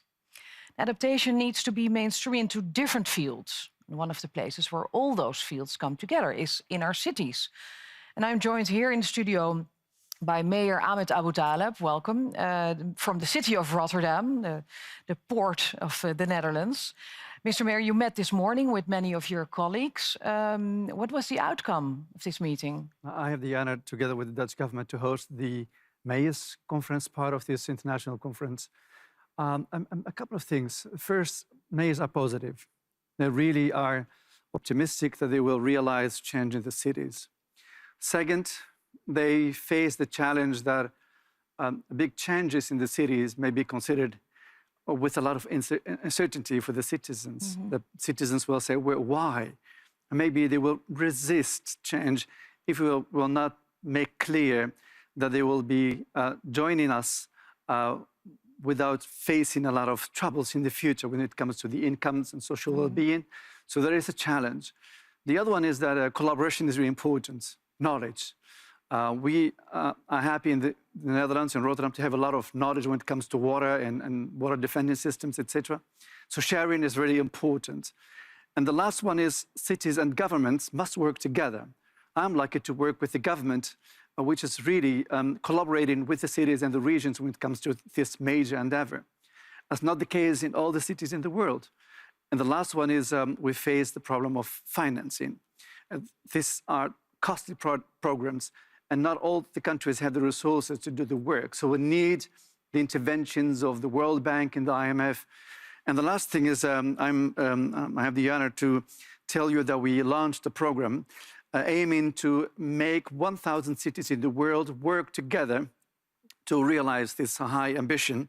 And this is the document that I had the honor this morning to present to Mr. Ban Ki-moon, who is the chair of GCE. And Madam Minister, via you, I would like to ask you to virtually accept this program and to make it work on international level with the leaders of the world. I will give it to her. Thank you very much. Thank you very much, Mr. Abu Taleb. Well, the mayor forums will be broadcasted, I have to tell you, because you can watch it. It will be broadcasted on the platform of the summit later today, so you can see it.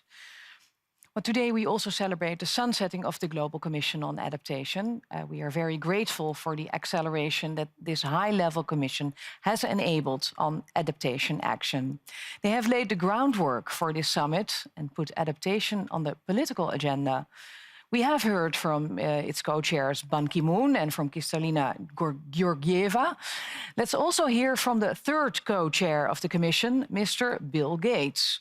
He will tell us why adaptation is essential.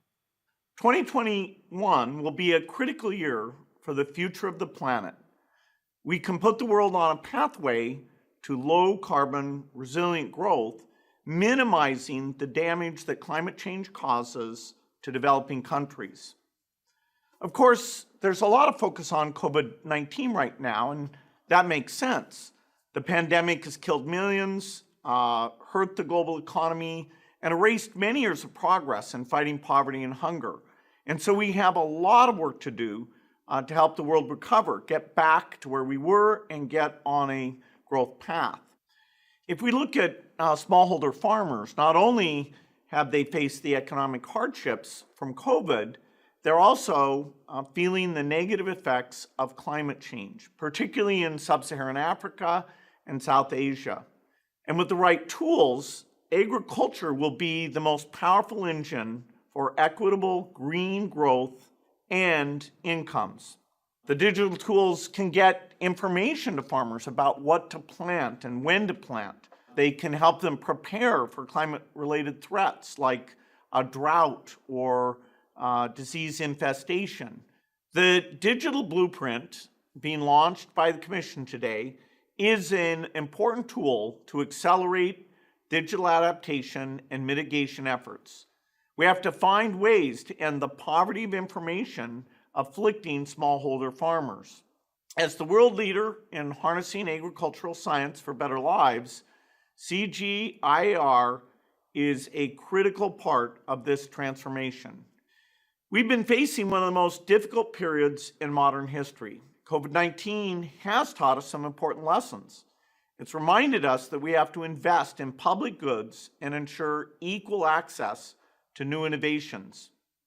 As we begin a new decade, we have an opportunity to take these lessons, raise our ambitions, and build a better world than the one we lived in before the pandemic. The leaders today have the power to shape a better future for our planet. Let's work together to make it happen. Thank you. Thank you, Mr. Gates, for your contribution and your role in adaptation, of course. Minister van Nieuwenhuizen, you are, as we already said, the mastermind behind this summit. Could you tell us why it was so important to bring all these leaders together today? Well, thank you, Sasha, and thank you for presenting all these inspiring contributions from all these world leaders. This is exactly the leadership that the world urgently needs to speed up the action on climate adaptation. The years between 2030 and now will be the make or break decade for our societies. So either we will pass a point of no return on climate, or we hold the line. Either we fall behind and sink into climate chaos, or we speed up our efforts to adapt and we keep up. So the good news is that adaptation and climate resilience are a great opportunity as well. An economic opportunity, because of the benefits of smarter investments. It can help us avoid risks and make us resilient to the dangers ahead. Well, this summit also brings forth a climate action agenda. What will be in that agenda? Well, the Adaptation Action Agenda sets out new practical endeavors and partnerships. Partnerships have always been fundamental to the Dutch approach. And that's why we brought so many countries and organizations together here, and on a bigger scale than ever before. So we can face our common challenges and boost adaptation action together. We heard, for example, from Bangladeshi Prime Minister Sheikh Hasina speaking about water management alliances. We heard India's Prime Minister Narendra Modi speaking about disaster-resilient investment. South Korean President Moon Jae-in spoke about the global P4G network, and that was only a few. The Adaptation Action Agenda is actually a guide for joint adaptation efforts. And the bottom line is, it takes time to adapt, so we'd better hurry up. We have to, indeed. What will happen next at this summit? Well, the next 24 hours will be packed with 10 anchoring events and more than 100 side events hosted by partners from all over the world. And do you have some last remarks for the world leaders? Actually, yes. Dear friends, it's time for action. Let's all work together to make this decade our decade of transformation. I invite you to set off on this most critical journey and walk this path together. Thank you so much. Thank you very much, Minister van Nieuwenhuizen. And thank you, Mr. Ban Ki-moon, who's already applauding. Thank you, Ban Ki-moon, for being here during this whole summit. And thank you, ladies and gentlemen, for watching. It has been an honor to guide you through the opening session. Right before the high-level opening, a CAS talks took place. And these CAS talks will run through the entire summit as a common thread, linking the different events. And you can also watch the Accelerating African Adaptation event right after this opening session. Please stay tuned and stay connected. Thank you and goodbye.